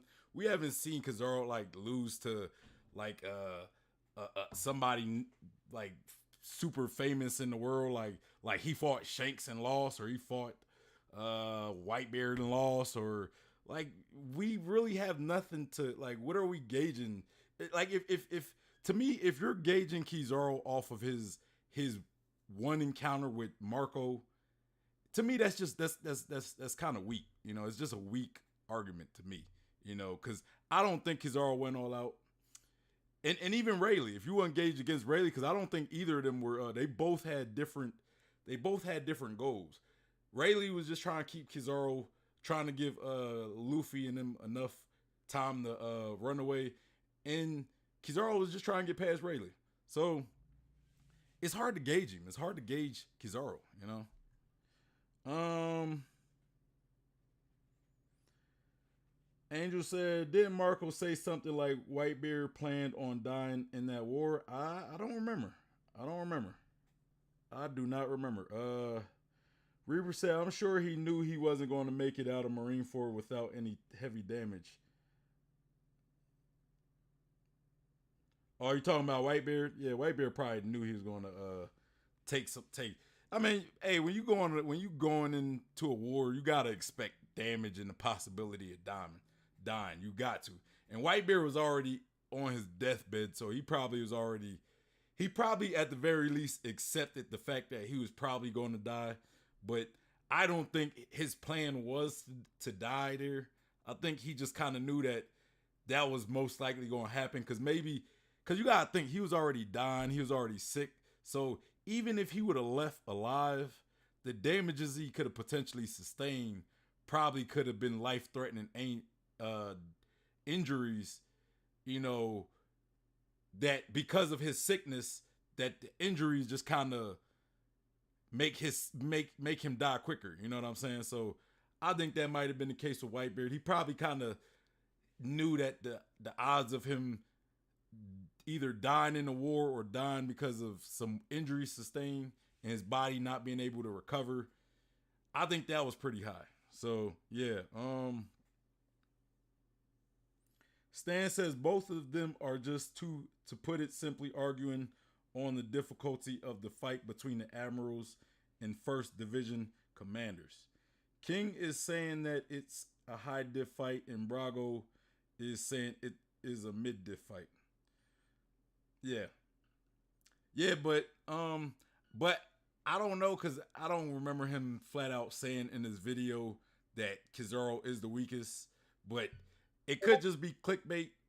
But the title specifically says Kizaru is the weakest admiral, so I'm kind of going off of what the title saying. But and it could still be taken there, so I'm gonna just wait and see. And then he says for the current admirals, and then Reaper says Kizaru right now, because he has no merit to his name, is a scare tactic. Whitebeard came off the IV drip to start a war. Yeah, he definitely did. He's like, hey man, I might as well go die and save one of my kids. But yeah, but let's continue. That's what I question. I mean, he has the unclear justice thing. Fair enough, fine. Yeah, like he has a very flip-floppy mind. Fair enough. Yeah, I will give you that. But that's why I would put him beneath Aokiji Nakainu. I think that's fair. But I think also most folks would agree that Kizaru, I think it's like paying respects to the OG. The old guard, right? Like, right. But Cole, so it's like here's the thing Kizaru would probably be stronger back then than Green Bull and Fujitora now. Let me ask you this. These guys, like literally, it took them 2 years. They came out of nowhere. Okay, so it doesn't fully sound like he's saying that Kizaru is the weakest of all admirals. Just based on that statement. I don't know. But he kind of said most people would agree. He didn't say he thinks that. He just said most people would say that. But I don't think Kizaru is even the weakest of the original three. I don't think he's the weakest of them. I think he's at least stronger than Aokiji. At least stronger than him. To me, Aokiji's abilities, because he's a lot more physical, so I feel as though you could inflict damage a lot easier on Aokiji, because ice is actual physical. Light is like energy. You can't touch light. Like like light is hitting you all the time. You don't feel it. You know what I'm saying? But it's always hitting you, right? And with Kizaru is like that's harder to get around than ice. Like it's harder to inflict. I would say it's harder to inflict damage on Kizaru than it is Aokiji. I would agree. I would say that, you know what I'm saying? Because like bullets, like you could shoot a block of ice and the bullet would actually damage the ice. You can't shoot light, you know what I'm saying? You can't punch light. You could punch ice, you know what I'm saying? But I would say Kizaru is at least stronger than Aokiji. I think he could potentially be stronger than Akainu, and Oda's just waiting to pull the trigger on something big. Because to me, Kizaru is such a X factor. He's such a wild card. It's hard to really gauge. You know what I'm saying? Then I also look at the potential of light, like having the ability of light, right? Of being light, not just having light, but being light. You know what I'm saying? I look at a being who could move at the speed of light if he really wanted to. But again, Oda being Oda, maybe he probably just wanted to nerf Kizaru so he's not the strongest. That could be the case as well. I could see any argument.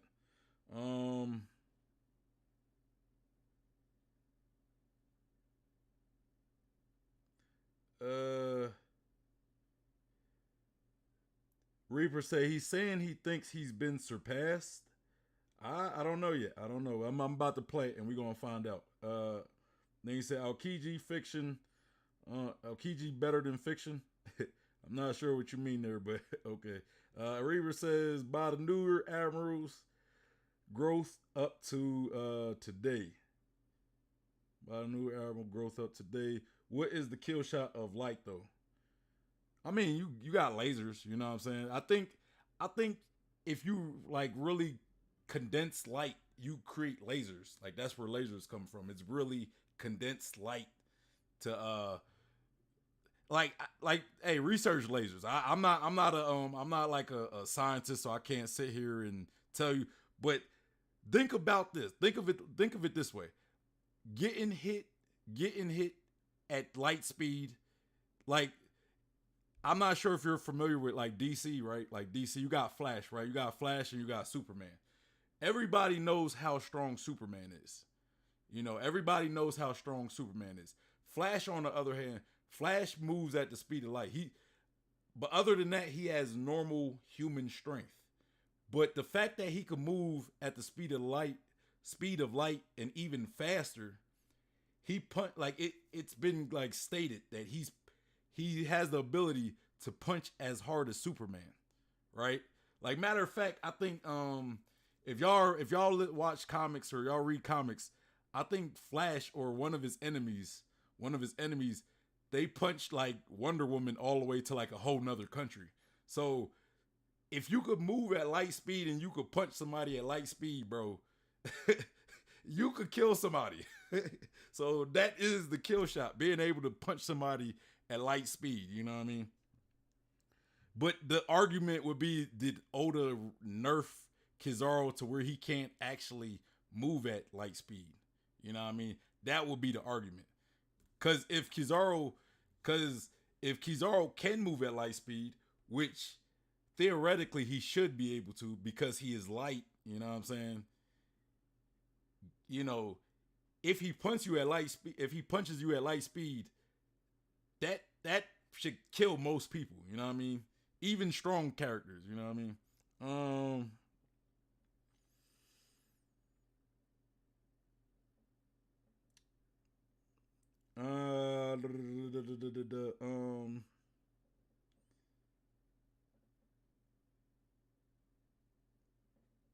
What is the kill shot? Then Stan says King is basically saying the current admirals are stronger than the first division commanders, and that they are closer to them power-wise, and that they are not closer power-wise to Yonko.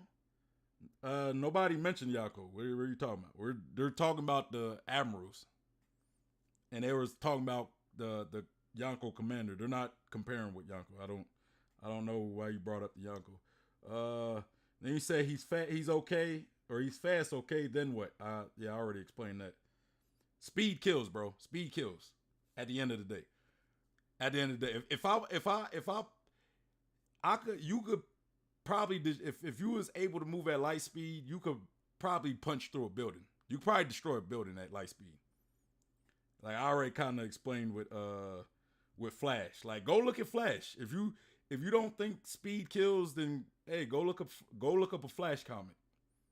That's all I could say. Go look up a Flash comic. Angel said Kizaru's kill shot is his charged up leg.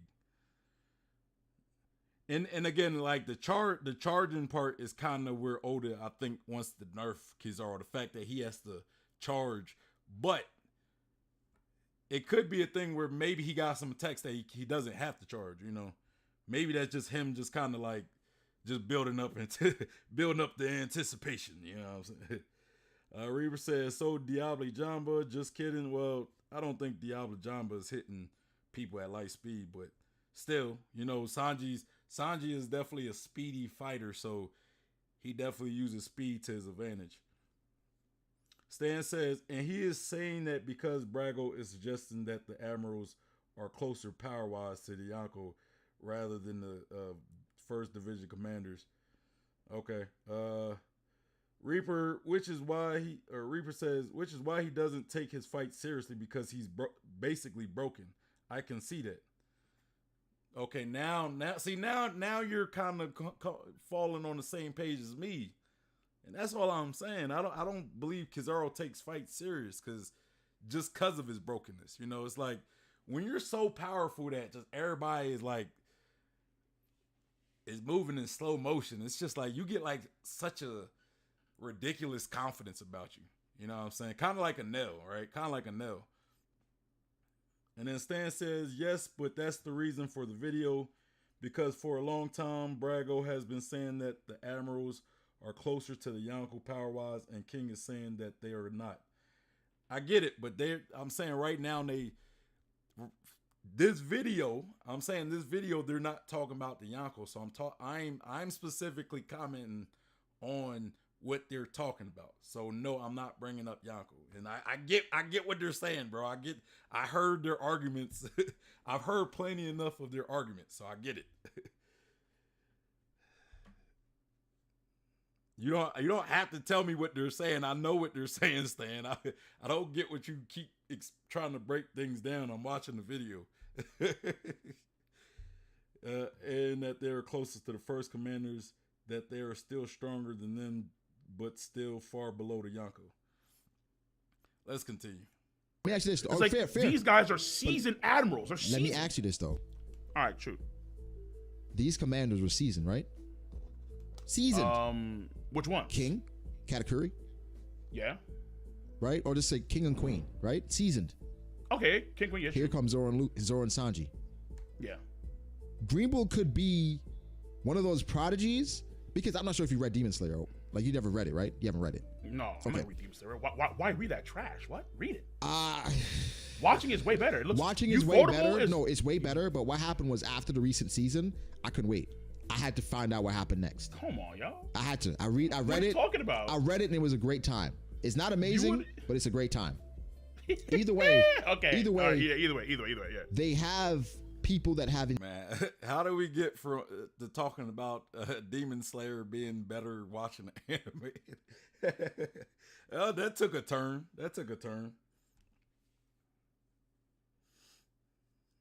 Look, Stan, look, I'm going to say this. I get what you're saying, and all that is nice. But the point is, the video, what we're watching at the moment, like what we're watching, because you keep bringing up Yonko and comparing the Admiral or the Admirals to the Yonko. I get that. The title is specifically talking about Kizaru. The video that we've seen is specifically talking about Kizaru. So I'm specifically talking about them talking about Kizaru. I'm talking about what they're talking about Kizaru. I'm not talking about the Admirals being close to the Yonko. You know, that was part, like, maybe this was a stream they did, and there was probably more to the stream where they would talk about Yonko some more. I'm not talking about Yonko because that's not what they're talking about at the moment. You know what I'm saying? And I'm not talking about the Admirals compared to the commanders, because they're only really, or for the most part of this video, they've only really been talking about Kizaru and Marco. You know, I mean, that was like most of the video up to now, and they've been talking about Kizaru a lot. So we're talking about Kizaru.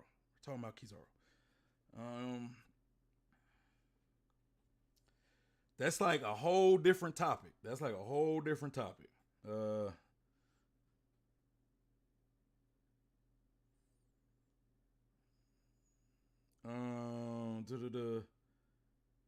Angel says, but then again, whenever we see Kizaru moving at light speed, he doesn't have a physical body.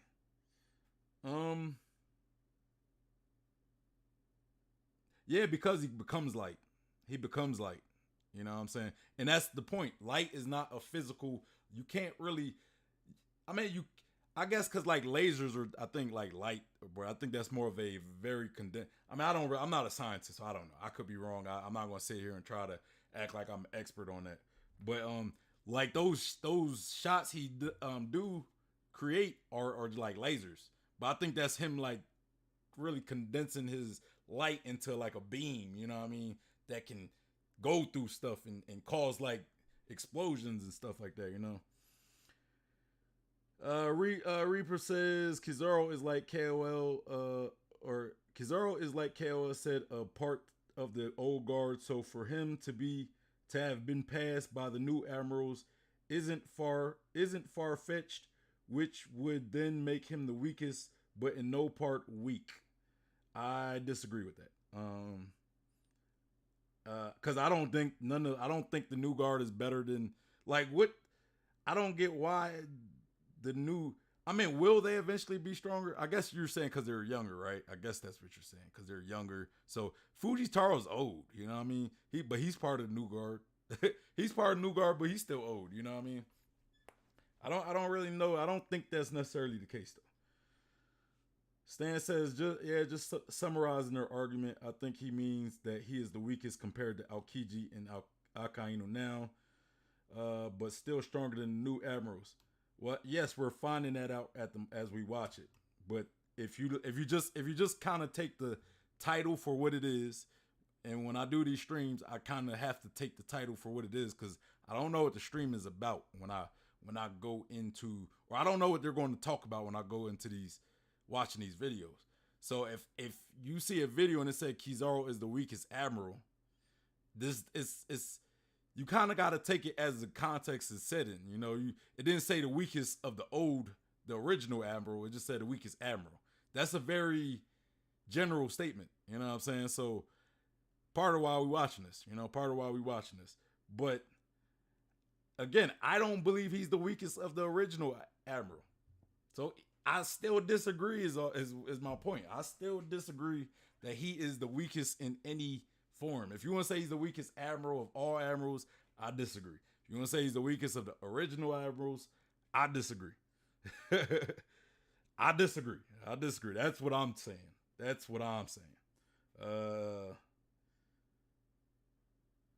And Angel said, yeah, but the difference between Flash and Kizaru's, one is physical and moving at that speed. Okay. All right. Let's continue. Insane potential, even though they're really young. Right? Right. And I only brought up Flash to prove the point that speed kills. That's the only reason why. I'm not saying they're the same character. At best, Kizaru being light, at best he can move at the speed of light. Flash can move past the speed of light. I'm not saying they're the same exact character. That's not what I said, or that's not what I'm implying or anything. I'm just using Flash as an example of how moving at the speed of light is destructive, is damaging. You know, because I think like Reaper said something about he moves fast or something, and then what? Reaper says Aokiji and Akainu are newer admirals compared to Kizaru, so he's becoming outdated and being surpassed. I think Kizaru's still at an age where he is still very effective. Like Garp can still fight. You know what I mean? Garp is no longer in his prime. You know, so he's not going to be as strong as he was in his prime. And you can make that same argument with Kizaru. I definitely would give that to you. Y'all could definitely make the same argument that Kizaru is not in his prime. So he's probably not as strong as he used to be. But that doesn't discount that Kizaru is still strong. Like, you know what I mean? But again, you know, that could definitely be the case. That maybe Kizaru is like, maybe he's a lot weaker than he used to be. So at the moment, he's like not at his height. That could be the case. That could very well be the case. Stan says, I think he is weaker than the old admirals, but stronger than the new ones. Yeah, I think by now y'all kind of conveyed y'all opinion on that. I think y'all kind of said I think y'all said that. I think y'all kind of beat that horse at this point. But nah, yeah, I still disagree with that. Angel said, age don't affect your fight capability, only your stamina, which was by Oda in the Rayleigh data book. Stamina is part of your fighting capability. If you can't fight for a long period of time, then like if I could fight for an hour in my prime, right? But I can't fight for 20 minutes, but like now my limit is 20 minutes. Like when I fight for an hour, I could beat somebody who can only fight for 30 minutes, right? If like let's say I have an opponent that could fight, his stamina only makes him able to fight for 30 minutes. But in my prime, I could fight for an hour, right? My fighting capabilities, the fact that I could fight for a whole hour, I'll probably beat him. You know what I'm saying? Especially if we're like near the same level. But let's say I get older, my stamina is affected, but all my other stats are still there, right? Or they're still just as strong. But now I can only fight for 20 minutes. And I'm still fighting for the same guy who could fight at 30 minutes. But I can only fight at 20 minutes. I will probably lose against him this time. So yes, stamina is very important. Like stamina impacts your fighting capabilities, you know. But let's continue. Green Bull could be one of those guys that I would not be surprised if Green Bull was stronger than Kizaru. No. I wouldn't be surprised. You're saying I think okay, hold on. Because your argument is that he came out of nowhere. Okay, hold on. When we do yes, our like you do surprisingly, I thought King of Lightning was the one that was going to put Green Bull over Kizaru, but it was actually Brago that did. So I got to apologize for King of Lightning for for being. I was wrong. You know, I judged him wrong on that statement. So I take what I said back. You know, I take what I said back. Coming at King of Lightning like that. Yeah, Angel said Kizaru is 54, so I don't think he's gotten weak. 56. 56. I mean, Kizaru's 56. Fujitaro is 54. By fighting capabilities, I mean damage of attacks, strength, and speed. But still, stamina is still part of fighting. So if your stamina runs out, your strength runs out, your speed goes away, your attack damage goes away. So yes, stamina is still very relevant when you speak of fighting capabilities. You know, still very relevant. I do it. All of us do it. Yeah. We have the top 30 strongest characters thing. Yes. Okay. I have never seen a single person ever put Green Bull over Kizaru. Until today. Never happened. Until today. Seriously? Brago. Bruh, Green Bull has done very little. I mean, yeah, he look, I'm not knocking what he did against King and Queen, but again, you know, I already kind of talked about that. I feel like I'm beating a dead horse. King and Queen, you know, especially King. Maybe Queen, I think King has a little more grace. King was severely injured in that fight with Zoro. When you cut that man's wing in half, how do you fight your full capabilities when your fighting style is more dependent on being able to fly, but you can't even fly? You know what I'm saying? Queen, on the other hand, okay, I won't give Queen much excuse, but then also them being locked up. So I believe they most likely had those sea stone cuffs on them, right? So I think the sea stone probably kind of dampened their fighting capabilities, you know.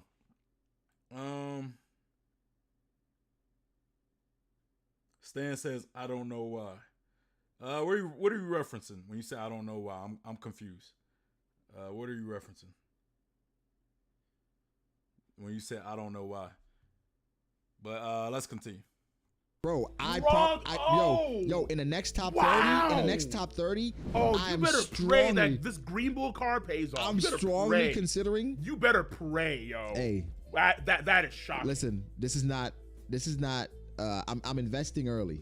Hey, we're going to the moon, boys. In which stock? Huh? Amazon or AMC? Hey, this is Amazon stock. This is Amazon stock. Wait a minute. This is Amazon stock. Wow. We're going to the moon, Doge, baby. Listen, I think. Back to the moon. To the moon. And the moon is located down. Like, fuck. Okay. Like, wait a minute. No one told me this. I think. Listen, I give Kizaru a lot of respect. But Green Bull has the mindset I respect. And he's an Akainu fanboy. Sign me up. You have got Take my money. So you're okay.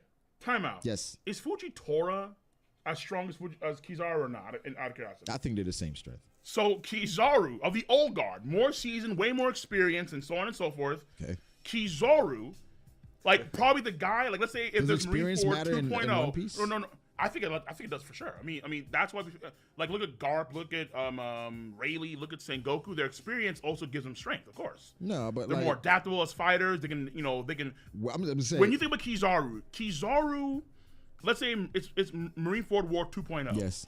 You have Akainu on top of the scaffold or something like that, right?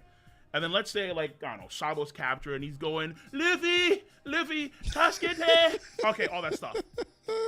Who's in the middle of that seat? You have Fujitora on one side, Greenbull's not in the middle. No Greenbull, way. baby.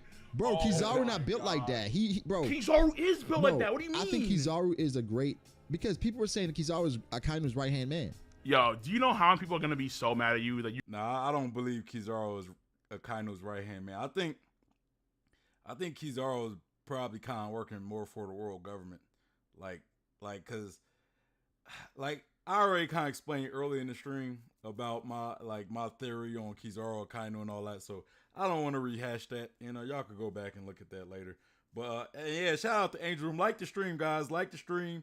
Make sure you guys subscribe. All that good stuff. Yeah, like the stream. Definitely get them likes up.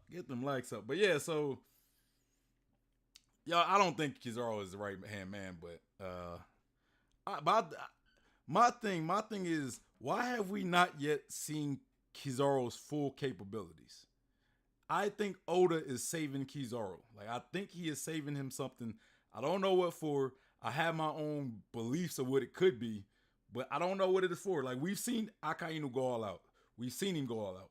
We know that Aokiji lost to Akainu, you know.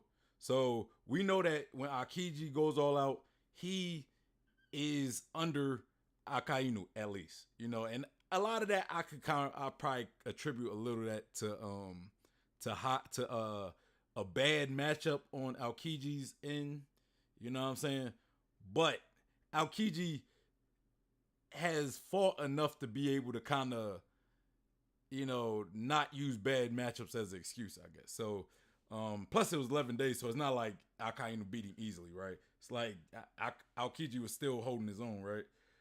But we have still, out of the original, the OG3 Yonko, we have yet to really see Kizaru go all out. You know what I mean? Like, he hasn't, we don't know if Logias could awaken, so I don't want to use awakenings as a argument, but I mean, have we seen a Logia awaken? Like, somebody let me know in the chat. Have we seen a Logia awakened? Reaver says Brago basically saying Green Bull top 3. Yeah, that's cap. Angel said, like said before, it's very unlikely that the two had sea stone cuffs from how far stretched their arms were. Like, again, those sea stone cuffs don't. They weaken. They're not like the full powered sea stone. They're like, they manipulated that sea stone so people could still have some strength to be able to work. So they were probably still able to fight, but I don't believe, you know, like, they were probably still able to use their abilities to a degree, but because I don't believe that they put King and Queen in Udon prison and didn't handcuff them. Because now King could just fly out of Udon. Udon doesn't have a top. Like, it doesn't have a roof. Like, if you don't put handcuffs on a guy that could fly, even though his wing was cut off, so I guess he can't fly. So I guess, you know, I got to kind of go off that argument. But still, like, they could go back into their transformations and just cause havoc. You know, there's nothing to keep them in check.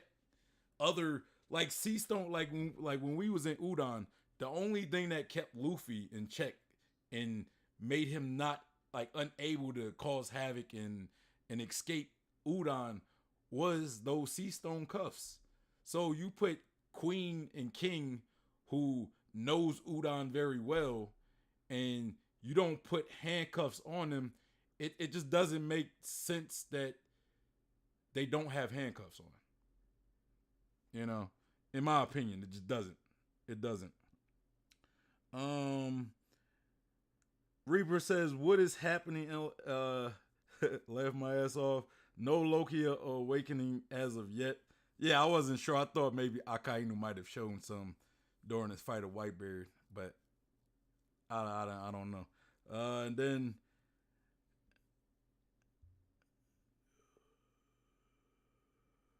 all right. And then Angel says, no, I'm talking about for their arms are apart. The cuffs in Udon don't allow you to separate them. Oh, you mean like this? Where are you talking about? The cuffs do allow you to separate them. How was Luffy working if he was just like this? Bro, hold on. See now, because you saying the cuffs keep them together, right? That's your argument. The cuffs keep them together.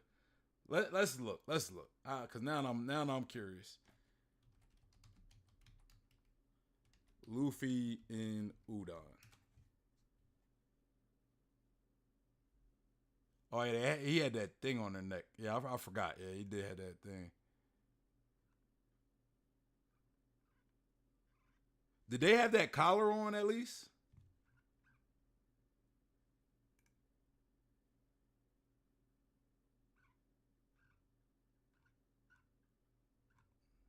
Yeah, you might be right. But did they at least have the collar on? Because I feel like I remember. Yeah, they always had that collar on. I think he took the handcuffs off or whatever. Or no. When he wanted Luffy to fight, I think he took the handcuffs off and then he put the collar on. But yeah, I have to look. I'll have to look at that panel again. Like the panel we're talking about.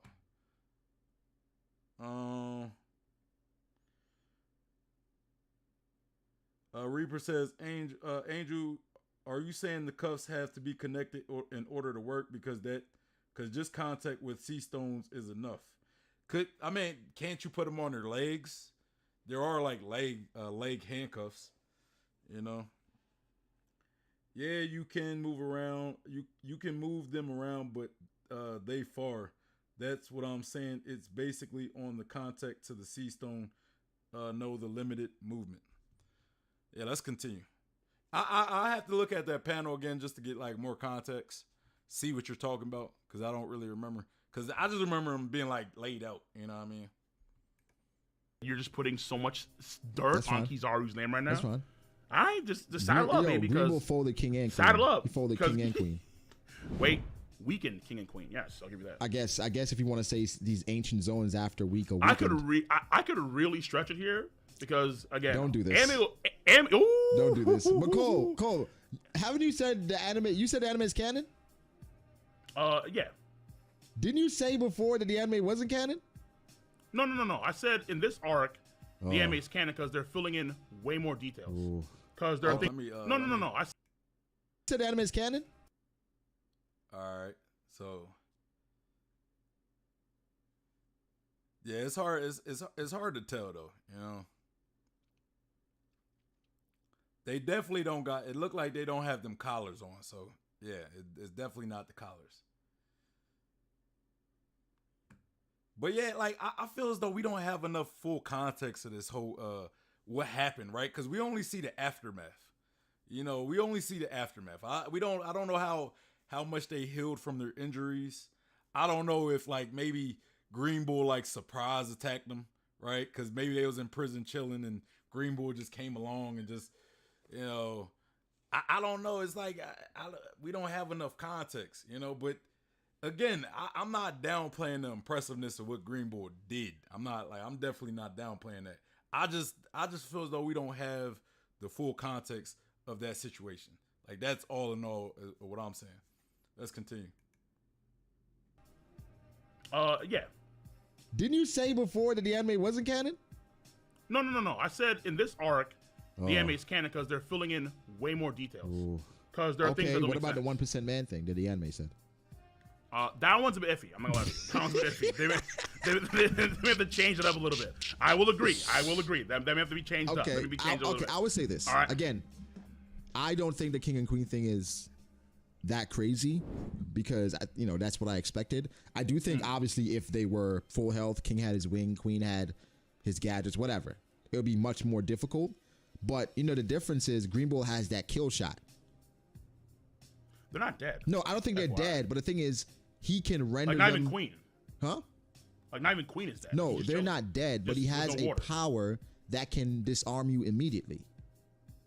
Well, hold on. Is it immediate or is it because of prolonged? Again, this whole thing was skipped. I think. So we have no idea what happened. I guarantee when we see the anime, we don't like it. to me, it's just, bro, it's a lot of context missing to just all of a sudden just say, oh yeah, he's stronger than Kizaru. Like, it's just not enough context. Like, could he be? Yeah, but it's like, using what we've seen, it's just like we don't got enough context for it, right? Because we only see the aftermath. We don't see how it got to that point, you know what I mean? And what happened afterward. Like, we don't really know, you know?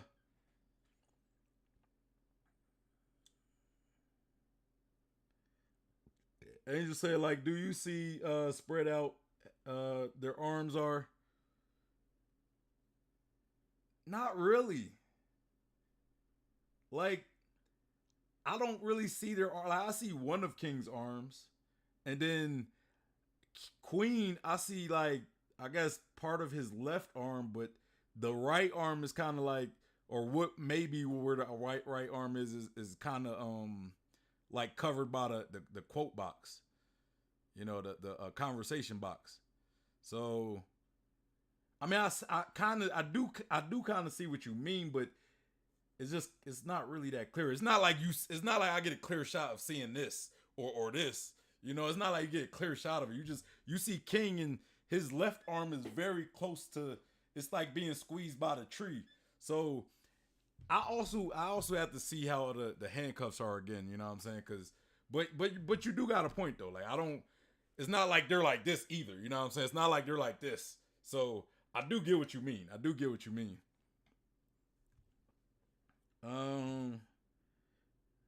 And you said, but Queen did say he was weaker because of his diet, but they most likely don't have C-stone cuffs. You got to see the whole page. They show how far apart his arms are. Yeah, I'm just judging off of this one. You know what I mean? I'm judging off of this one. Maybe it's 30 seconds to a minute of fighting, and it's done. There's an argument here that all the fauna, like all the trees that we see around Udon, were caused because of their prolonged fighting off screen. Like, the entire thing was done off screen. We didn't see up until it was all said and done. So we see all these. So they could have been fighting for like 30 minutes or like an hour. Who the hell knows? An hour? But I mean, yeah, who the hell? No one knows. Oda skipped it, yo. Yeah, that's one thing I'll say. Like, in the last few chapters, Oda skipping so much material. He has been jumping forward in regards to like, things that's way happening. more than usual too. It's crazy. Like, For sure. Yeah. But I would say this, right? If you could have someone like, yeah, I don't like how Oda just been kind of skipping stuff. Like, in some cases I do when it comes to like small stuff, but like I feel as though he just been kind of like this. The end of Wano just been a little too rushed for my liking. It angers me because Oda hyped up Wano so much, and then at the end we got kind of a rush. Like, it's just so rushed. You know what I mean? I didn't really like how Kaido's defeat went down.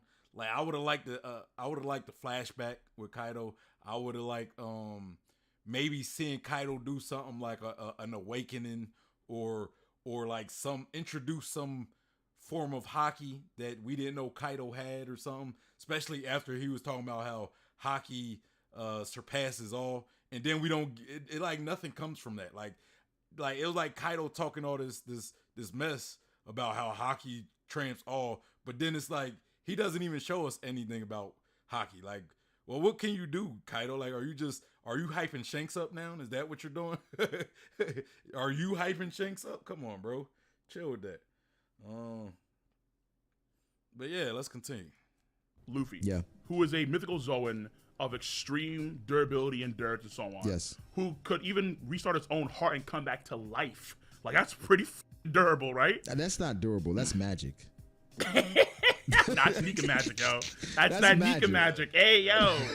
But by the way, Zoro gets salty about that. FYI. Who? That he's a Nika? Yeah, Zoro gets salty that he's a Nika. Yeah. He's a white I mean, hey, but that's what I'm saying. It balances out. Zoro's like, Luffy, this time. Okay. They be... I don't even want to play in that.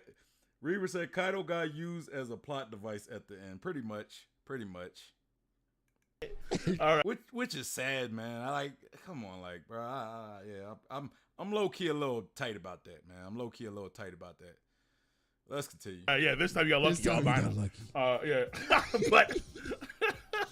but I think that to say, okay, like, King still be injured is very fair. At least King, because he's the band done. Yeah. Queen, you can argue that too easily, because Queen, I think his arm is still missing from San's attack, Right. and also he probably we don't see him even transformed. So things like that. You can argue that okay, they're not at full power at this point in time, because Luffy still needed a week to actually recover. And the thing is, even still, he's still probably not at full power. Here's an argument. Maybe they were transformed, but because Green Bull is sucking the life out of them, it caused them to return back. Maybe, but normally, because again, they're not knocked out. Normally, they'll still be in their transformed But that's state. what I'm saying. What happens is Green Bull is clearly sucking the life out of them. Well, not King, because King, we don't see him being sucked. King is black. What do you mean by that? You know, black people age very well. Hey, yo, this is true. This is true. It's gonna take yo. a bit longer for it to show on Hey, King. yo, King is a this beautiful fucking man. facts, yo. He has those locks too with the white hair. This I is agree him with just you. looking Okay. normal. But King, he's not getting that. He's not getting that Enma suck, so he's fine at this point in time. Queen is. But So look at what Queen But went Queen's from. still alive. Yeah. Yeah.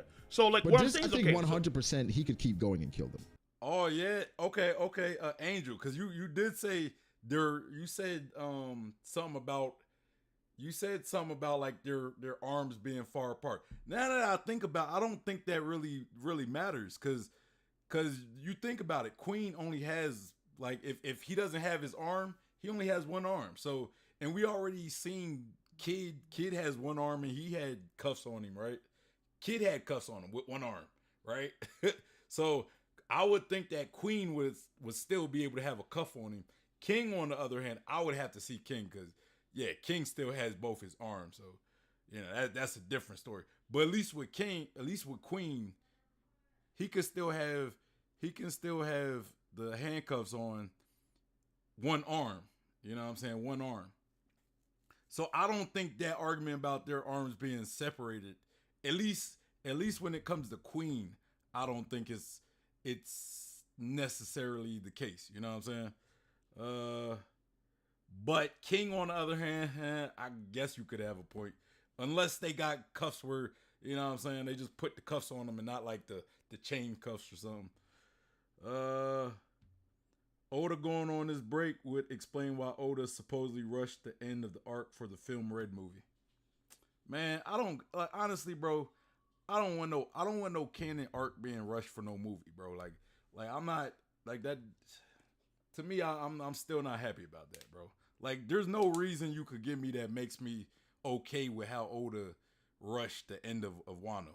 You know what I'm saying? Like, for me, there's some areas in the arc where he could have skimped out on, that he chose to focus on, but they were easily skippable parts.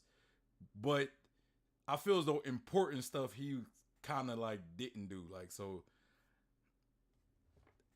to me, the whole him having a rush argument when he took his time with like majority of the arc and then rushed the end of it, it's the weak. I feel like there's some of the like middle part of the arc that could have been rushed that he didn't rush. Some of the beginning of the arc that he could have rushed that he didn't rush. You know, he took his time with that, and it was a lot of unimportant stuff. So, I mean, again, man, I don't know. You said if you see the whole page, you see the end of Queen's other hand. All right, I'll check it out. He could. For sure. Yeah, absolutely could. Yeah. He could. But again, I think that they're not necessarily at full power. No. And also, I think there's an argument here that folks said that he actually snuck him. Now that Snuck. if he That snuck, doesn't make sense based on the viz. oh, Brago, I it don't know. doesn't make sense We based don't on the know. viz. Did you read the viz? I did. Okay. I did. Tell me But again, what you think. No. I think, because again, we pick and choose here. Oh, Viz, I think I lean. Whoa. I'm not saying. He's trying, what did you believe say it. early? He's fiddling out of this one, guys. He's No. fiddling. There is Cole no is weasel action squeezing here. through the bottom No. of that fence. There is no weasel action here. What I'm saying is that there is an argument you can make that he is sneaking them, particularly if it's not a prolonged fight. Bro, he said, I warned you not to test me. Right? How is that a Right. sneak? Yeah, that's what I'm telling you. That means Because- that they went. Whoa, that means okay, they wait, went hold on. after him, and he had to show them. But how many people said that the Viz is trash? Well, How many people how say many that the people Viz are is absolute informed dog doo-doo? about Japanese translations? This is true. 99.9% of these people But doesn't But how many times have we seen Sandman say, "Wait, the Viz didn't add this. The Viz didn't add that." maybe like 5 times. All right, so it could be one of those times. Is this the part you're talking about, Angel? Like looking at Queen right there? Again, we only see one arm because the other arm kind of like there's like a vine right there because it's like we see like a little piece of Queen's shoulder, and then we see like a vine, and then it all kind of like blends in together. So, I mean, I only really see one full arm. I don't see his other arm, but I do see what you're saying. I don't really see a cuff on the left one either. You know what I mean? So, I mean, like maybe, if that is indeed his full arm though, like where that, yeah, it kind of does look like his arm.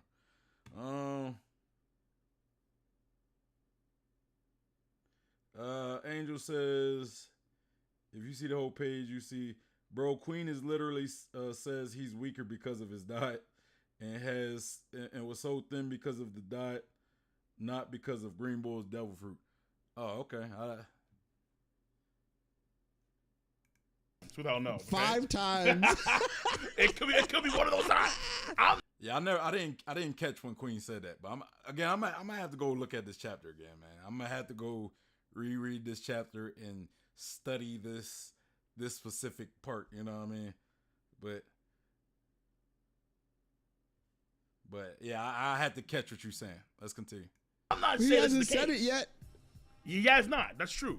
I'm not seeing this case here. What I'm saying is that folks have said that he did sneak him. I think it's interesting take, but again, we don't know. You know what sound that is? What up? You fiddling around like Queen. Nah, stop it. Stop it. Okay? We're clean. Just I'm good. jumping around 'Cause the facts.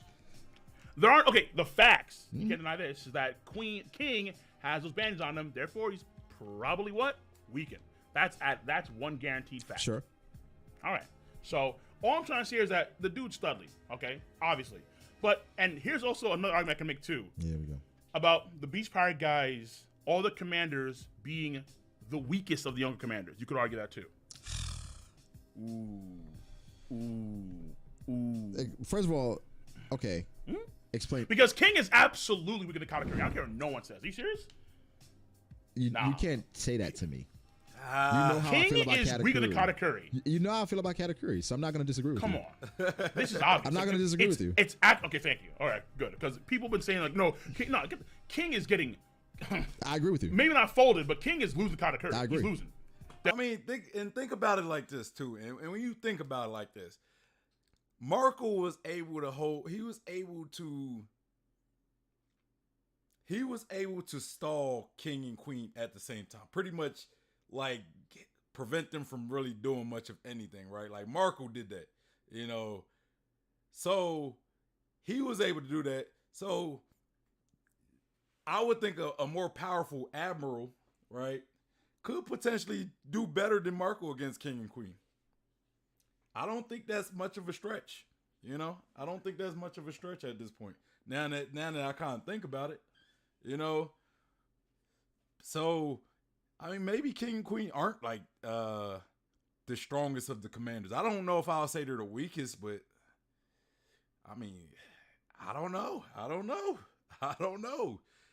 See, now we might have to go back and we might have to have a discussion on command. We might have to have like a discussion on commanders, bro. We might really have to have a discussion on Yonko commanders.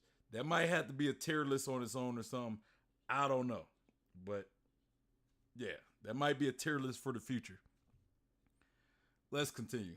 Yeah, okay. With that being said, I'm biased though. yeah, fair. Super biased. Obviously, yeah. Yeah. So we're both biased, Yeah. but I would just say like, okay, like if these guys, let's say, I think Katakuri is folding Luffy right now. Really, nigga? Let's not get crazy. Yeah, let's chill. Let's chill. I call cap on that. I call cap in the hat in the cap. All right, y'all. That's pretty much that's the video right there. Y'all kind of know how I feel. It was. I really enjoyed this discussion. I ain't gonna lie. I really did enjoy this discussion. Reaper says King, Queen overrated. I wouldn't say they're overrated. I just don't know if they're like I think an argument could be made that King could potentially be one of the weaker Yonko commander. I'll probably kind of put Mark. I don't know. Like think about. I might even put Marco up there. I might, because. And I hate to say this because I actually like King too, and I hate to think of him as the weakest. But think about this, man. He got beat by Zoro. I don't know if Zoro was beating Katakuri. Not the same Katakuri that Luffy fought. I'm sorry, I don't like, because I don't know, like at that point in time, I don't think Zoro would beat Katakuri. I don't know if Zoro's boot. I don't know. I don't even want to sit here and have a debate against Katakuri and Zoro. I don't want to have that debate. But I do believe Katakuri might fare better than King did against Zoro. I do kind of believe that, though. I do feel as though Katakuri might do better than King did against Zoro. You know what I'm saying? But I don't know. I don't know, man. I don't know. This, I don't know. It's tough, Angel said, to be honest, I don't even know how someone would be able to beat the Sweet Commanders in 3v3. They are very versatile. Yeah, bro. Yeah. King had that durability and ability to fly, man. But Katakuri had an arsenal, bro. Katakuri had an arsenal. And he had future sight, bro. But Katakuri's durability might be less than King's. But I feel as though Katakuri makes up in so many other ways.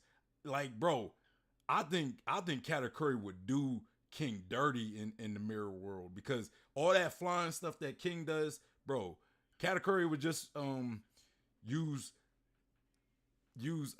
it depends on where they fight. Like I feel as though if they fight in the open area, I think King would have a better chance. But if they fight in like mirror world or somewhere enclosed, Katakuri would just use awakening and just, you know what I'm saying? So I don't know, man. I don't know. Reaper says, hell no. I'm a Zoro fanboy and I'm well aware we take that L. Hey, bro, at least you could be like unbiased, because a lot of Zoro, I love Zoro, but I try to be honest. I try to be honest about stuff. I will say if I believe Zoro don't win or if he's not as strong as certain people, so. But Katakuri, bro. Katakuri was that dude, bro. Like, I'm just saying. Katakuri was giving Luffy work, bro. Katakuri was giving Luffy work. So I think Katakuri, I think King's saving grace against somebody like Katakuri is his mobility. I think that's his saving grace. But I don't know if that's going to be like his I don't know if that's like a straight up deciding factor, I think Katakuri Katakuri has some long range attack, so he could still hold his own against somebody like King, even with all that. But that's that though. That's that. They didn't really talk too. I mean, they did talk a lot about Kizaru, but I guess there are like Stan did say, they was in the beginning. They was more so talking about Yonko and whatever or the context, but. Yeah, I definitely disagree that Kizaru is the weakest Admiral in any sense. I can understand why people put him third out of the original Admirals. I per se wouldn't. But if we talking all Admirals, I don't think he's the weakest at all. But yeah, that's just my take though. That's my take. But yeah, y'all. That's pretty much the video. I appreciate all you guys. Hey, welcome Reaper. Welcome Reaper 25 too. Welcome to the channel. I hope you subscribe. I hope, I don't know if you're already subscribed or if this is your first time or what. But hey, I hope I see you again. It was good. It was a good interaction. I really enjoyed chatting with you as a new person to the stream. And of course, Angel's always here, so it's always good to see Angel. Shout out to Stan. I haven't seen Stan in a while, but shout out to Stan. Definitely good seeing y'all. Hey guys, make sure you follow me on Twitch, because if you want to continue seeing these live streams, I'm about to move my live streams to Twitch, and I'm like I said earlier in the stream, I'm about to take my live streams to Twitch, and I'm gonna start using this channel to publish edited versions of the live streams, or like edited and condensed versions, and maybe some other. I'm gonna still post other stuff to the channel as well, but yeah. So Reaper said, "Been sub first live." Hey, appreciate it, man. I really do. But definitely follow me on Twitch if you want to continue following me on, because Twitch is gonna be where I do all my live streams. And then I'm going to do YouTube for everybody who can't necessarily make my streams, or maybe my streams are just too long for them to watch, So I'm going to have a much more condensed version, more palatable for more people, you know what I'm saying? And I'm going to do all my live streams on Twitch, because Twitch is a better platform for streaming, you know what I mean? At least than YouTube. So, just for the sake of my channel, I'm definitely still trying to grow. So I want to do Twitch for live, YouTube for pre-recorded content, and that's how it's going to be. Also follow me on Instagram, Twitter, Facebook. And if you are looking for a One Piece community to be a part of, we have the One Piece Discord, which is going to be the best place if you guys want to send me videos to react to, or if you just want to engage with me, or if you ever want to be a part of a stream. Sometimes I do streams where I invite my Discord members, and mostly because that's what I use Discord for anyway, for my panels. But you got to be a member in order to be on the panel. So yeah, join the Discord. I also have the Facebook group as well. And then also make sure you subscribe and hit that like button. And the link to this video will be in the description box. So make sure you go to their channel and like the video. Matter of fact, I'm gonna like it right now. And yeah, that's the stream, guys. It's your boy Sean P. And shout out to Angel. He said great stream. But yeah, my next Twitch stream is probably gonna be on Wednesday. We're going to be doing Elden Ring, and I'm going to probably do a little Chivalry as well, like I did last stream. But yeah, so Wednesday will probably be my next Twitch stream. Tomorrow, on the other hand, I will be starting my read through of Berserk. So yeah, we're about to start branching out to other animes on this channel. And I'm gonna start my read through of Berserk. I haven't read it yet. Everybody's telling me to read it. So we're gonna do it here, y'all. We're gonna do it here. So if you're a fan of Berserk, definitely come see me read it. It's my first reaction. I don't know what to expect going into it. So it's not like gonna be some fake, reactions or nothing. It's all gonna be new. Reaper says, "Hey," but yeah. So make sure y'all catch that stream tomorrow if y'all want to. Why I can't show it on the screen because partially I don't really know how to get over the copyright thing, and I hear Berserk is pretty gory and graphic and explicit, so I definitely don't want to get my channel taken down. I don't want to get my channel taken down, but I'll try to maybe put like a counter for everybody who wants to read along with me. Yeah, Reaper said Berserk though. Yep, Berserk. We are reading Berserk, Guts, and Griffith. Those are the only characters I'm familiar with in the whole series, because those are the only ones people ever really talk about. So yeah, there's that. But yeah, so catch me tomorrow. It will be the same time, 12 p.m. Mountain Standard Time. My time, Vegas, whatever.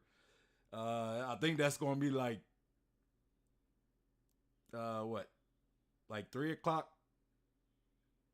I want to say about 3 o'clock Eastern Standard Time. So depending on where you're at in the world, I don't know. You know, just look it up. Look it up. Anyway, it's your boy Sean P, the Bluff God, and I'm out of here. Y'all have a good day. Peace.